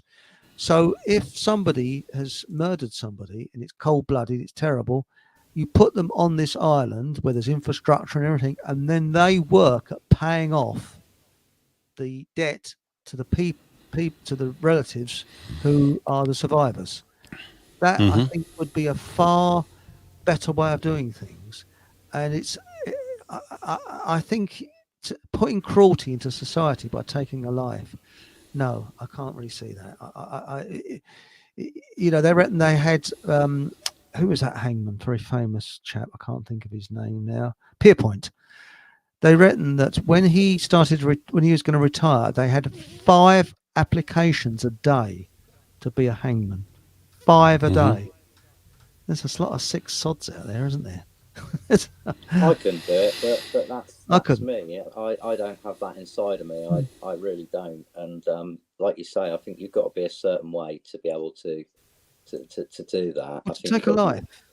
Yeah, but to me, but Pierpoint actually in the end said that it doesn't work, because if a person's going to murder somebody, they don't think of the consequences. They think they're going to get away with it, and it depends if they're a narcissist, psychopath, and that type of thing. And I still think that if they were just put somewhere miles away from us, where they're not brutalized, but they're working off their debt to society, and it'll be a lifetime. They're there for life. Where do you stand, Paul, on the idea of people being targeted by intelligence services to commit heinous crimes? Do you believe that that's a thing that can happen? They can literally get inside somebody's brain and make them do something? Yeah. Yeah. So I mean, what about those kind of people, mate? How do we deal with them? It's a massive confrontational or anything like that. No, don't worry. It's fine. They're great questions. I actually don't know the answer on that. I don't know if I guess what we want, whether this is now possible because of the crazy levels of technologies that they've got that we don't even know exist. They've got stuff all over the place. I think they're like 50 years ahead, mate, of wherever they tell us they are. So when we get things like jet engines, they've had it for 50 years, mate, and it's old technology, so they'll pass it down to us. I honestly think, mate, they are so far advanced, and I think they know the answers, mate, to a lot of the questions that people like you, me, and Chris would ask. You know, I think they know what happens at the end, mate. I think they know that we are, all of us, infinite consciousness, infinite awareness, mate, and that life, if you want it to be, can be eternal. And I think they know all this, mate. But the last thing they ever want is to confirm it to us, because they've lost us, haven't they, mate? If we know the power of what we are. Yeah, yeah. I mean, it's satanic, which it comes from this Hebrew word shaitan, Shaitn, which means, in simple terms, adversary, the opposite of. Right. And so Satan is the adversary. It's the, what do you call it when you turn? Is it the anthropomorphization of something? You turn it into a human equivalent of an adversary. There is no body called Satan. It doesn't. That's not what happens. It's an energy. I think so what makes it satanic, I think, is the malicious, perhaps, intent behind. Like a lot of these rituals and things that they do. It's not. It's the intent behind whatever it is that you're doing, mate. I think is what makes it. I mean, I think it's ancient because there's something along this sort of monkey see, monkey do thing. Everybody goes, "Oh, I would never do that." Peer group pressure to survive has caused people to behave in the most appalling ways. And we are rightfully scared of it because it could be us. I'm serious. It could.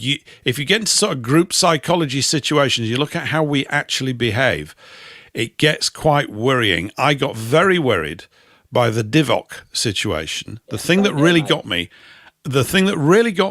was the speedy compliance of so many people around me with something that they didn't understand, and they did it simply because the government told them to do it. Yeah, mate, this really unhinged me. I didn't like it. I thought, when you actually stop and think about it, you go, right, if that huge crowd of people over there who are all conditioned in this way, for whatever reason, are induced to take a disliking to me, I can't get away. I can't. Did you feel vulnerable, Paul? Did you feel vulnerable? Well, I'm quite a confident, chirpy, sort of cheeky shit. I think I can say that on YouTube, can't I? Yeah, I know. So, but it's to do with that group mind thing, and it's a worry because groups don't have minds, and we've all been in them. And they can be fantastic. You know, you want to be in the if it's your team on the pitch and they're winning and you're in that crowd, there's something cathartic. It's really fantastic, but it's got to be contained. You don't do that in your entire life. You know, we're here to try and acquire individual responsibility. And to a great degree, the situation's been set up to make that very difficult for us. I mean, the product that comes out at the end of schooling is not what we require. We require independent thinkers that ask tough questions to their teachers. It's indoctrination, isn't it, mate? School. It is. But it's collective mind. It is. But that's the collective mind. mind. For your job. It's just preparing you for a life of being a slave. That's what. But even, I mean, the teachers have got a hive mind. See, it's been done to them. They go, well, we're the teaching people and we know what we're doing. And so the whole idea of really intelligent questions, which are basically the questions, in my view, that are asked when you literally don't know. There's a spirit that you ask a question in, like you did when you were 8, and you're lying on your back at school, and you're looking up at the clouds, and you're trying to wonder about how big space is. That stuff, you literally don't know. That sense of, whoa, that quality is required, and education moves that out of the way. It says there's a set bunch of questions, so you're given the sort of context for life, and the reason for it is it's just one of these terrible byproducts of something that started off, I suppose, like everything, with good intentions. You know, the road to hell is paved with them, we're told, and rightly so, I guess. But the needs of the Industrial Revolution required a numerate and literate workforce. Yeah. Now, prior to that, many people that worked on the land weren't numerate or literate. I mean, there weren't any books to read. And so you had to go to church for the only man in town who actually could read a book, the vicar or whatever, to read one to you. And they did a pretty good job in a way, and we can be highly critical of them. But if you and I had been alive 300 years ago, we'd have got the same, rough end of the stick, and we'd have had to cope with it in the same way. And yet there were still some brilliant people arrived out of nowhere all the way up and down our history line, which is why it's important. But I think there's a limitation, and what passes for education, it's in being intentionally structured to produce a kind of bland, compliant individual, which is not the sort of individuals I grew up with in England, where everybody's a chirpy, lippy bugger, and they get a whack from the teacher for it, but that's okay. No one minded. It's all right. My aunt was a teacher, mate, when you could slap kids, and she used to cuff them around the back of the head, and she never had any issues, mate, with discipline in her class. So we were talking in the 70s, mate. But she was a fierce lady, but she was fair, Paul. She was fair. But I mean, God, I was terrified of my Aunt Mary. You know, she was fierce, mate. But like I say, she had far less trouble in her classes than a lot of the other teachers did. I'm not saying we should be twatting kids around the head, mate. I think we should probably just let them develop their minds in whatever way they want to. I think teach them to read and write, and then let them find the rest out for themselves. It's up to them. Once they've learned to read and write, they can learn what they want, can't they? Well, that's really it. They've got to be, you know, for boys, you don't really need to start learning anything until you're 10 or 11. You want to be out climbing trees. You just do.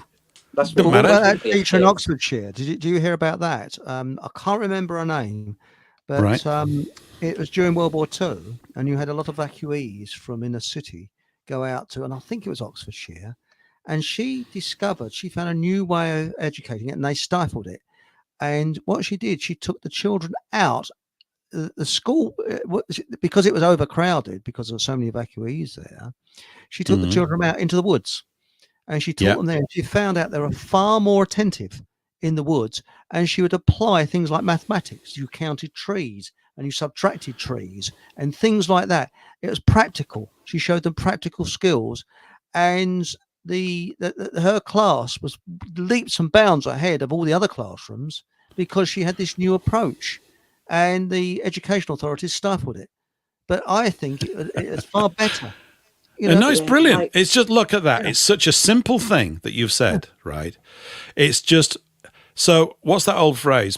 Who are you going to believe? What you see or what you're told or what they say? Yeah. And we are being trained to believe what the authority structure says. And of course, if with an example, mate. You can hit me, when they tried to tell us, mate, that it was the hottest April and May on record. I was there. I lived through it. And they had those lovely red charts, didn't they, to prove it? Mate, they still got it. Me because people will tell you then, they'll repeat it to you and tell, it was the hottest April and May on record. It wasn't, was it? You know, 1976 was the hottest day. Oh, mate, it's insane though. That's exactly, isn't it? What you're saying, that people they'll just, like you say, people will just blindly believe what they're told, even when it contradicts their own experience of it. Well, it seems most people don't have much resistance to being hypnotized. We're all hypnotized to a greater or lesser degree. Yes. We're all conditioned to a greater or lesser degree. Absolutely. The ones I feel that are able to rouse themselves more effectively are the ones that can acknowledge and see and state to themselves, yeah, I am brainwashed. And once you've confessed to that, you're free of it. There's like an acknowledgement of it. You go, hey, look at me doing this stupid thing that I'm just repeating because I saw somebody else do it because I thought it was cool and it doesn't work. That's the bit. That's the individual volition. We've all got it. But somehow a lot of people seem to have been educated out of it. And it is key because, we're talking about things here about wanting to improve stuff. Right now, children are being born today. Right now, there are infants just going to this so-called schooling system. And the way that thing operates means that the future, when they grow up and become the middle management of this country, if it's still left, right, I'm not full of hope because they're not being allowed to count trees in the woods. That's what they need to be. The way of educating people has been known. Why is it that you look back at classic literature from those that could educate their children from ancient Greece 2,500 years ago and elsewhere, and these people are very, very bright. And why are they bright? Because they're independent thinkers, because they ask questions and they're quite happy to be wrong. Hey, I was completely wrong about that, but you know what? Questions are an inexhaustible supply. I'm going to ask a few more. It's easy. Yeah. But you're not taught that. You've got to get it all right in 2.5 hours on a sheet of paper. I hated exams for that reason.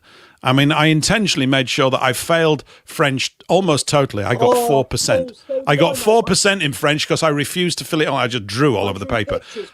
I drew pictures on the paper. I did not want a decent grade in French, like you. No, me neither. I was deliberately educated by my flunked father French. to hate the French. I don't actually hate them It wasn't now. even The that, ones that mate. I just didn't like the subject matter. I wish I'd have took Spanish, mate, because I spent a lot of time in Spain in my younger adult years, and I yes, do speak a little bit of Spanish, mate, enough to get by. But that would have been far more useful to me had I have invested some time in doing that. French, mate. I went to Paris once, mate. It wasn't particularly a pleasant experience. They're not particularly happy people, the Parisians, mate. I shan't be going back. no, they're not. I actually spent some time in a French village. I couldn't tell you where it was, and the people there were absolutely fantastic. I've heard completely rearranged. I went, yeah. These are like English people out in the country. They're just fabulous. And my friend, I've got my best man at my wedding. He's a Francophile. I mean, he worked there for years, and he absolutely loved it. He used to say, he said, "The rudest people in the world are Parisian waiters. Let's go see some." It's just amazing. They are rude. It's like they're different species. They're completely arrogant. And you are just scum. Stop coming into my restaurant and causing me distress. I'm preening here. Can't you see how magnificent I look? Yeah, they're hilarious. This is all true, Paul. This is all true from my experience, mate. Did you? Sorry to cut in, but do you ever see the film Femrock? It was made in 1968 by some students. It was banned in this country, and they showed it on Channel 4 late one night. I think about 2:00 in the morning. And Mary Whitehouse went doolally over it. But I was actually, when I was at college, we were shown Femrock. It's a disgusting film, but it's a weird film. But it's a bloke that slowly turns into a cannibal, and he knocks the front wall out of his flat, and he sits and he finds that if he goes to anywhere queuing, if he grunts loudly, people walk away. So he gets to the front of the queue, and there's no dialogue in the film at all, so it can be shown in any language. And there's this fantastic scene where you see this gendarme looking in the mirror and really preening himself, thinking, "Oh, aren't I good? Yeah, aren't I marvelous?" And he walks out, and he's got his truncheon in his hand, walks around a corner, and suddenly boonk, you see two legs being dragged under the car. And it's black humor all the way through. But it was a sort of a lefty type of thing. I don't know what it's about, quite honestly. It's beyond. I'll have to have a look for that, Chris. But I'm quite a fan of Mary Whitehouse. Yeah. I'm serious. She was completely demonized by the media. But everything that she talks about is absolutely required for a sound society. True as well. You can't have this stuff. And that was the slow burning, don't be such a fuddy-duddy. The thing was that the pornographication of culture, which is what it is, has robbed us of romance. It's robbed us of true romance, of chivalry, of courteous behavior. These qualities, when they're taking place around you or you're able to exhibit them, are delightful. That you gain an experience that you can't get any other way. You are denied this now. You can't go, I'll go and drink beer and I'll get it. No, that won't give you that. This can only be achieved through a kind of a refined, courteous chivalric. It's chivalry that we yearn as men. We want to be chivalrous, but now we can't be because the females don't exist to be chivalrous too. They're not there. And this whole thing about destroying the family, which is, one of the main agendas of international communism, which is basically one of the names you can call this thing, and it's as good a one as any. They've targeted the destruction of the family. And so that whole sort of wearing out of our culture after 1945, which is when it began in earnest, this is the point that we've got to. You've got people absolutely covered in tattoos, right? This doesn't mean that they're all bad, but, is it good? Do people look better than they did in 1876? I don't think so. You can't see me, can you, Paul? It's all right. Listen, I know that people are covered in all that kind of stuff. I've got one on each arm, mate. I've got a Norwich City badge on one arm, and I've got a picture. I don't know if you're ever aware of, and this, again, I appreciate what this man is responsible for. Have you heard of Hunter Thompson? Yes. So I've got him on my other arm, mate. Like I said, I had a colourful early adult life and spent a lot of time doing things I shouldn't have. Mate, I don't regret them because they're part of my journey. Yes. They are, they have in their own way, there's stories and reasons behind them and things like that. So I don't regret having them done. I certainly don't want any more, mate. It's not like and these were done when I was the first one I had when I was 17, mate. I wasn't even old enough to have a tattoo. And the second one I got done when I was drunk by a place that really used to do tattoos. Yeah, that used to do tattoos on the fairground in Huntston, just up the road in Norfolk from where I live. Right. So that, again, you know, like I say, they're part of my journey. But I agree with you, though, mate. I think where it's gone now. I mean, when I got the first one, my dad was furious, and he told me that only sailors and criminals get tattoos. He said, "Which one are you?" And he was absolutely furious and never really got over it. But we haven't spoken for years now, so that doesn't really matter, mate. But my point is, I semi agree with you. I think what you see today now, where people literally ink themselves from head to toe. But it was, Chris, it was always going to end up like, if you think about it, if you look at the progression of all of these decaying factors, it was always going to end up in this point, because once you've allowed one little flaw in, someone then says, well, why can't you let that one in? Why can't you let this one in? And you go, and that's it. And it's like the floodgates open, and they just leave it. It's like a stew, and it just gets, you know. I think you're right. I think one thing leads to another. But I also just want to say, you talked about chivalry before. It's not completely dead, mate. Me and my wife had a proper old-fashioned courtship, mate. We weren't intimate with. I'm not saying we weren't intimate before we were married. We were, but it wasn't. It was a slow burn, mate. We were friends for a long time to start with. We became close friends. We dated, but nothing happened for a long time, mate. And I was keen for us to marry as soon as we could. We were married within a year of getting engaged, and we were engaged within just over a year of getting together. So, but it was an old, and I'm very. I'm not. I mean, Chris, I'm not saying it's completely dead. No, it's just that overall, there are people out there, mate, that still feel like that. And I mean, I haven't always. This has become an evolution of my personality over the years, mate. I've had to work hard on myself, mate, to change from what I was. It was, you know, it isn't easy. I used to be a very jealous man. My wife will tell you now I'm one of the least jealous people you'll ever meet. But all these things, mate, have required effort on my behalf to be different. But yeah, there are still people, mate, that I think, and I think probably your good self as well, in terms of like that. You're probably quite what people would call old-fashioned, mate, in that way. Yeah, well, I'm really into old-fashioned. I actually think it's the new cool. I mean, I think Victorians are the coolest guys going. I remember, I'm serious as well. I'm not mucking about with all this kind of stuff. I believe in the stiff upper lip. I don't believe in getting overly emotional as a man. We're supposed to turn into men. It's not that we don't feel things, but public displays of it are useless. And I'm going through it myself, but they are. They don't help. People, you've got to get it off your chest. No. I'd much prefer the old way. No, we're not doing that. We're British. Let's do. Well, I want to try that out again. And the reason is that I'm looking at when we were strongest in terms of families, and it ain't now. And if families are not, a nation is made up of healthy families, physically, spiritually, emotionally, intellectually. That's what we all want. All parents want their children to be better than them in every regard. And they safeguard them, and they have a bond with them, and it's very, very important. And if you want a healthy, strong nation, it will be made up in the main, not exclusively, but in the main, of good, healthy families. If we look at the policies that have been injected into our sort of cultural bloodstream since 1945, they are designed to rot that out in every regard. Going for that, yeah, I agree, mate. Because and community as well, local community. When I grew up, mate, nobody locked their door in our street. And if I wanted to call for one of my mates, I just rocked up at his house and walked in through the back door, mate. And that's how it worked.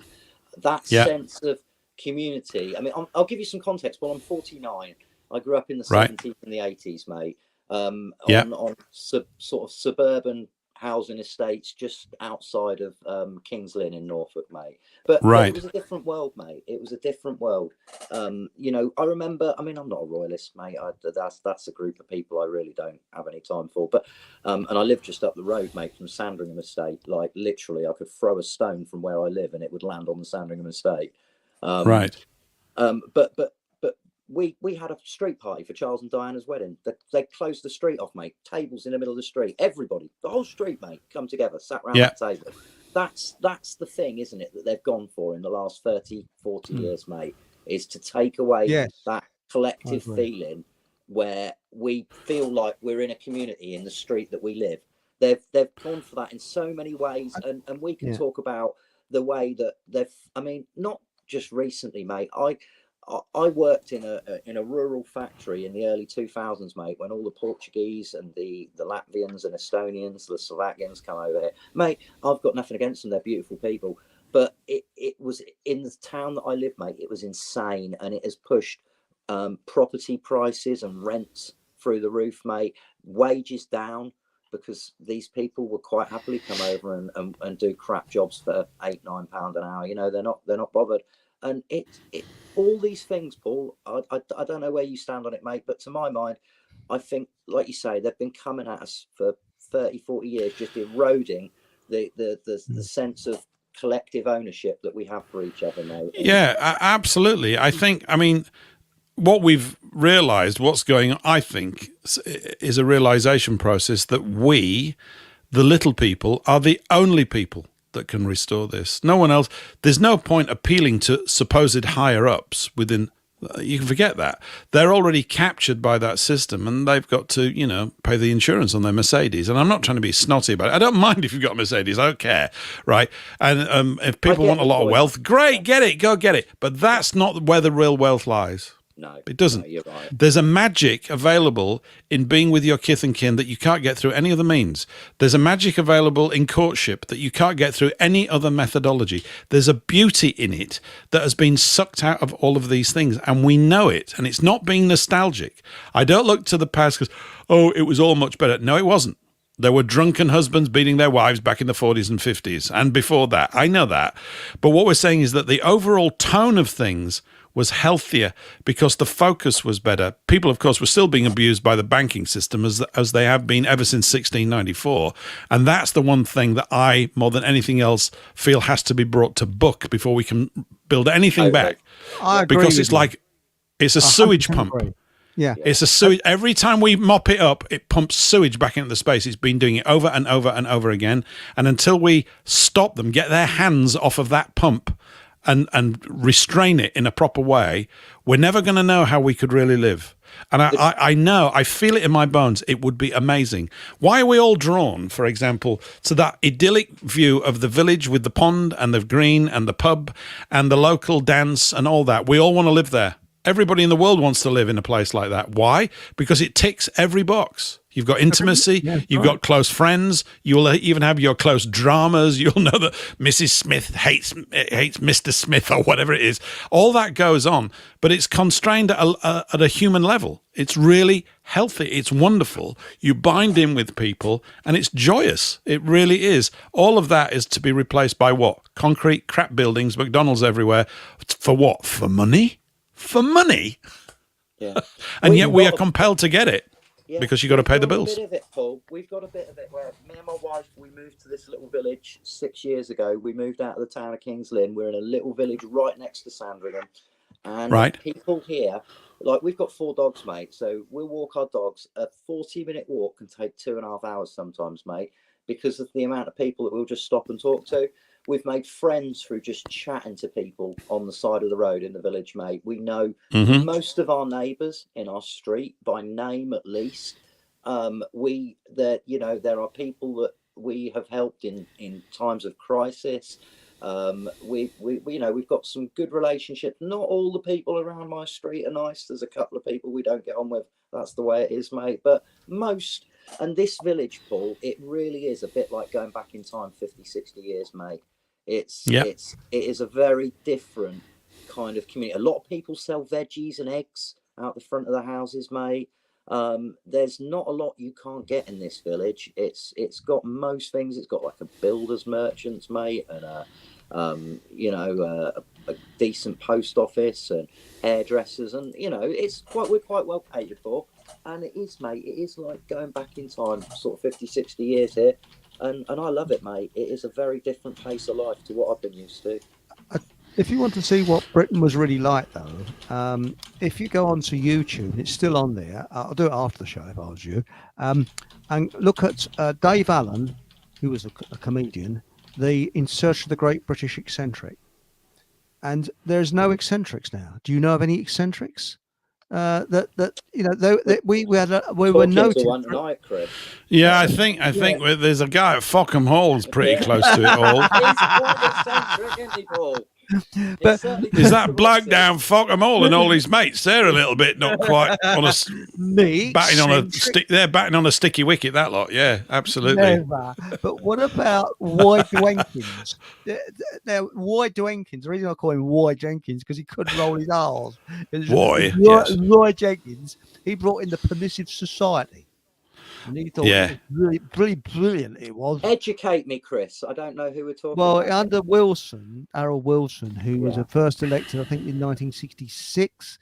Then he had a second term in the 70s till about 1974. And then he handed over to Callaghan, didn't he? Callaghan, and then it went Ted Heath. No, then it went Callaghan. No, it was Ted Heath. Then Wilson was Wilson again. He came from a second term. Then Callaghan. And then Callaghan handed it over to Thatcher, basically, because he didn't really want to win the election. Anyway, sorry, educate me. So what I was going to say is Roy Jenkins, because he couldn't say very well, used to talk about the Permissive Society, and they decriminalised a lot of things, some good, some bad. But the thing is, they went too far. I think far too far, it was, he was allowing sort of sex on television, and it was Mary Whitehouse that brought in the 9 o'clock watershed. If it wasn't for her, you'd have sort of shows showing people doing horizontal jogging at about 6 o'clock at night. Yeah. Well, there was. Sorry, Paul. No. So I was going to say there was that I, Claudius series, which is supposed to be very good, but of course it had a lot of that sort of stuff in it. So that was never shown. And of course, as a kid, you think, "Oh, my mum and dad's are prudes."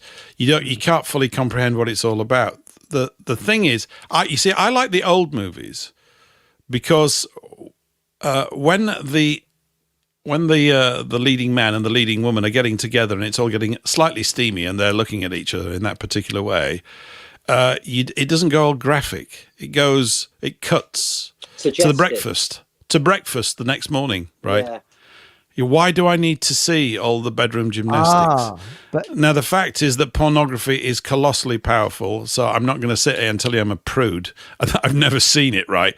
Because that you would have been impossible to be alive and not see it, right? Just almost impossible. But you have to really look at it at what it's actually, where it heads up, and it doesn't head up in a good space. And one of the ways to destroy... It's damaging. And I speak through personal experience, mate, of somebody who used a lot of pornography, again, when I was younger, mate. It warps your expectations. Yes, it does. It's very damaging. Making love, it becomes, it's almost like a functional thing to ejaculate. It's not about sharing a beautiful moment with someone anymore. It becomes about you become selfish. Well, it appeals to the lust in all men, and we've all got it. But the thing is, it seems to me that part and parcel of the process of turning from a male into a man is that you learn to master that. You have to, because if you don't, it masters you and it'll destroy you, or it ruins you. Like I knew people were kind of the Lothario of their day. I never thought they were really much.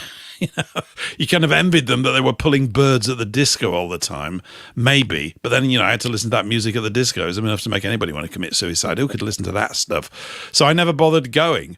But it's those sorts of things. And I know the old-fashioned thing, the people, well, we're all alive. Somebody was doing something over the past 2,000 years. Otherwise, we wouldn't have been here, right? And, of course, the younger generation always think they invented sex, which is hilarious.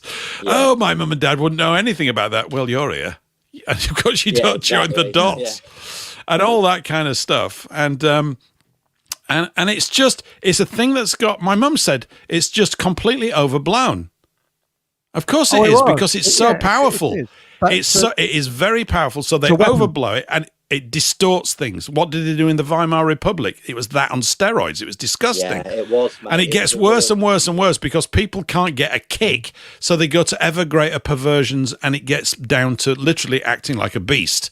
That's what it is. That uncontrolled lust turns you into a wretched, stupid beast, and you're miserable internally with yourself. It's not good. It's very damaging. I'd agree with that. Through personal experience, mate, and my own use of pornography, it's not.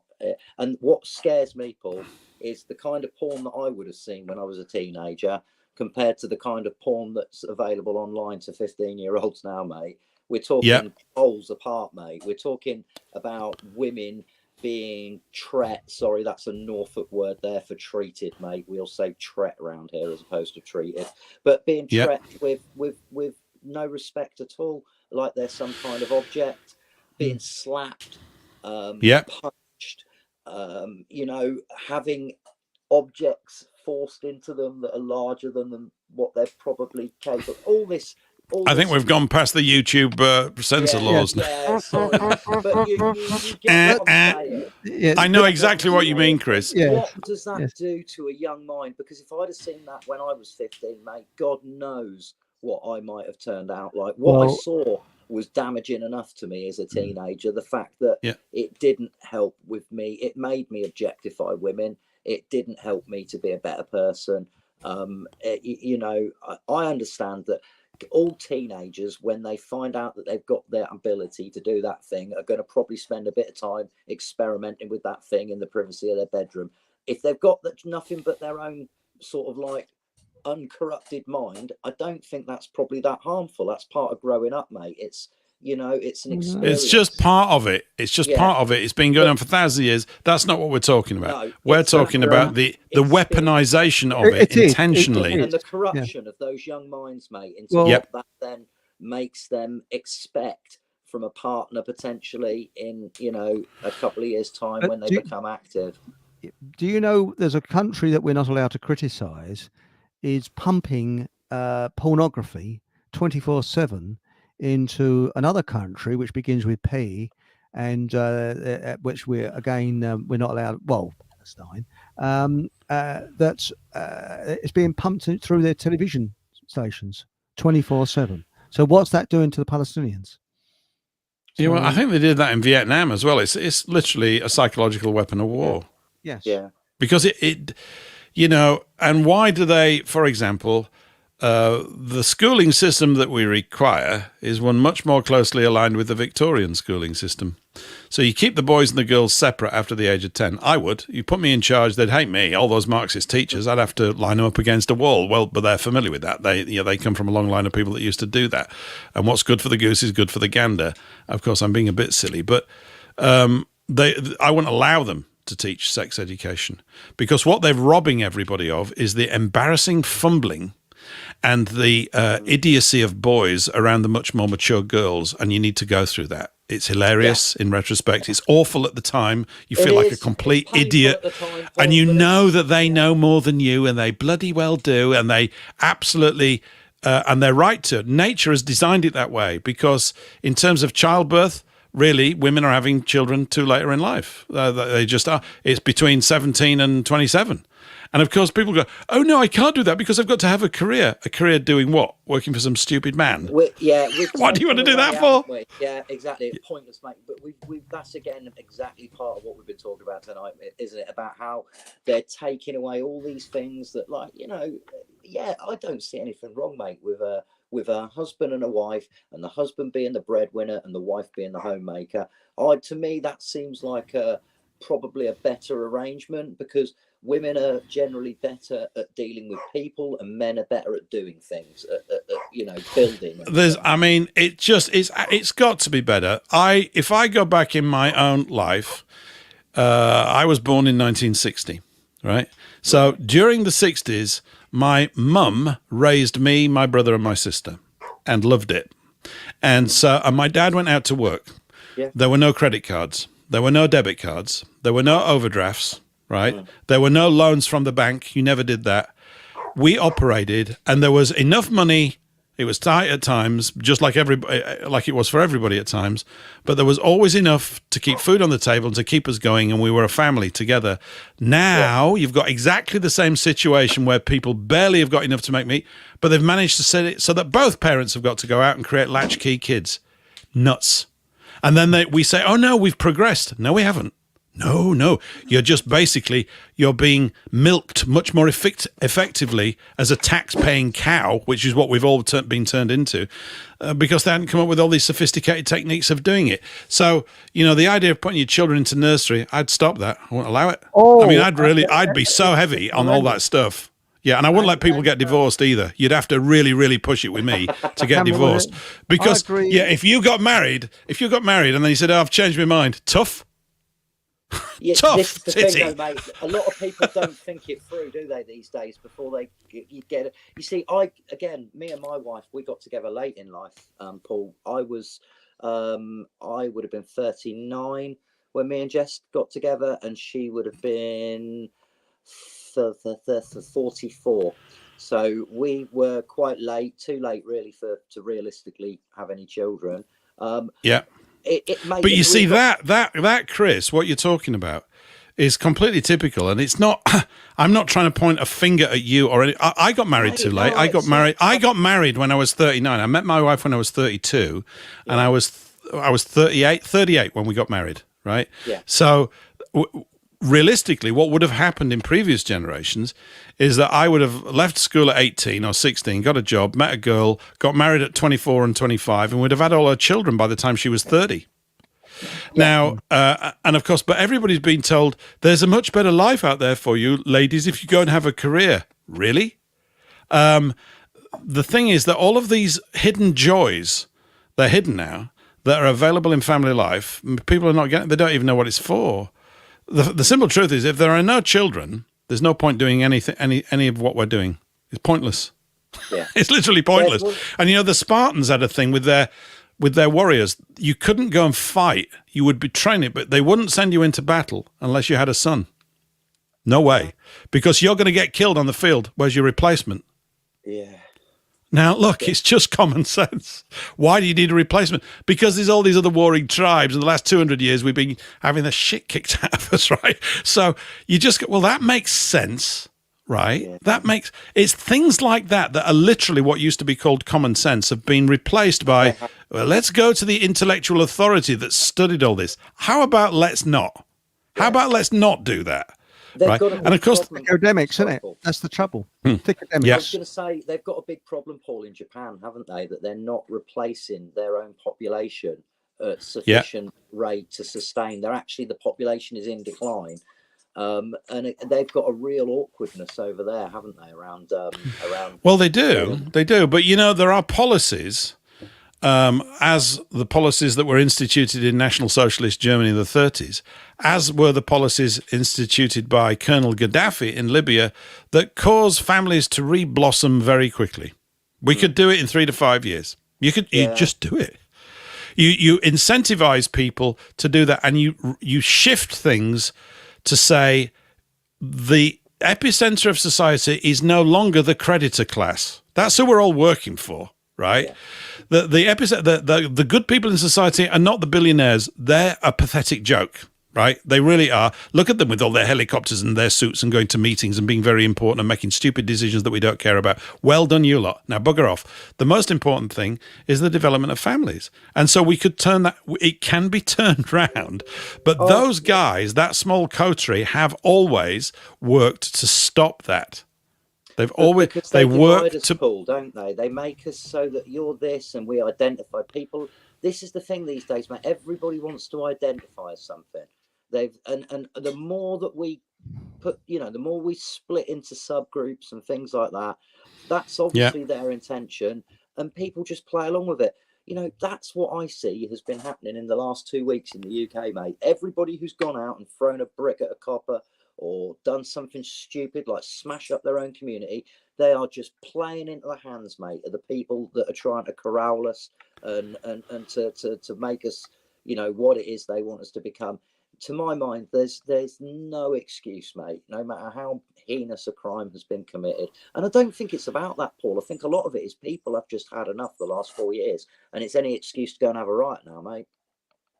It may well be, and I'm sure that they're agitating those things. When you were just talking about identifying as things, it reminded me of somebody had received a speeding ticket the ticket you get for driving in a bus lane. It was one of those. You were driving in a bus lane, and they got that. And their letter back was, I doubt you'll find, because for the last 3 years I've been identifying as a double-decker bus. That's brilliant. And they got let off. Seriously, I think it was Cardiff. Oh, that's so good, isn't it? Fair play to them. Yeah. I identify as a double-decker bus. Yeah. Well, I did at the time of the offence. I'm actually now identify. I now identify as this. I mean, it's just, Part of the solution, Paul, I think, is to use their stuff against them as much as we can. I agree with you. If you can do that. Laugh at. Well, I also think part of the solution is ever more conversations like this amongst good friends. And to link with people closely, and to restore our culture by living it, and to dismiss those things that invade it, and to have a steely mind about it, and to rediscover self-discipline and rigor and all those other old-fashioned qualities that are absolutely vital if you're going to hold a thing up in peace. You've got to do it.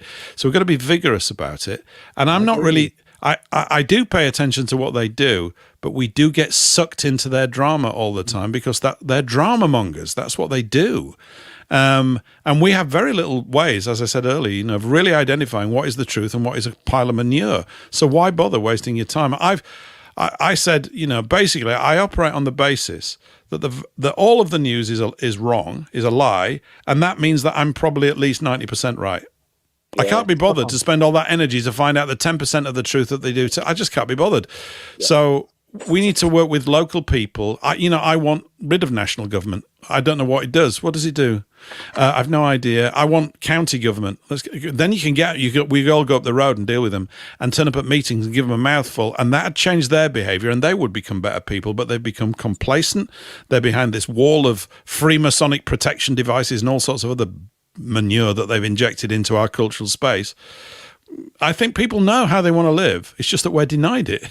We don't really want to do this. You don't get a say in your own life is basically the gist of it. That's why people are kicking off.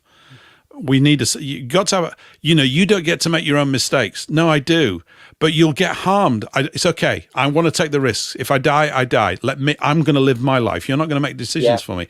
And we live in a big protection racket. They're scared to death. Don't worry, the government will protect you. What, you mean the government that takes us to war and then taxes people and then now is going to make it difficult for that government? Is that what you're talking about? I've got to trust those people, do I? I think the not. Ones that kill more people, they're responsible for more deaths, mate, in history than anything else. Yes, government. Absolutely. They are. The biggest killer in the world is government, mate. It is. I've really enjoyed this tonight. Eric, I've got to go, mate. It's 10. I've got to be up at 6. I've got a 12-hour day tomorrow, mate. Well, I went before I came on the show, so I'm all right.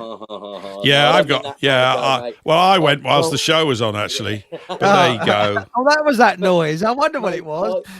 I have to get organised. I never know how long I'm going to be here, So. You two can carry on if you want, but Chris, I've got to call it a night. I understand. I've got a long day.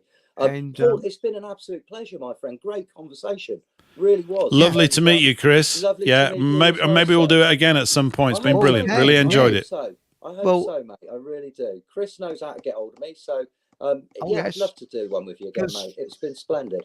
Paul's a regular on the show, as well as you, Chris, and we all know about this. And my little chart of all the people, and Dawn Lester booked in today. She's coming on Sunday the 15th of September. She's in Lieberland, isn't she? At the beginning of September, she's going to the Lieber Polko thing over there. I saw she was on the list of attendees. Mate, I'm gonna bail, Chris. I'm gonna go. I'm gonna be rude. Okay, see you, Chris. Don't worry. Paul and I finish around things off. And thanks for coming on, mate. It's been a bloody good evening, isn't it? And like I say, Chris, thanks again, mate. And Paul, absolute pleasure, mate.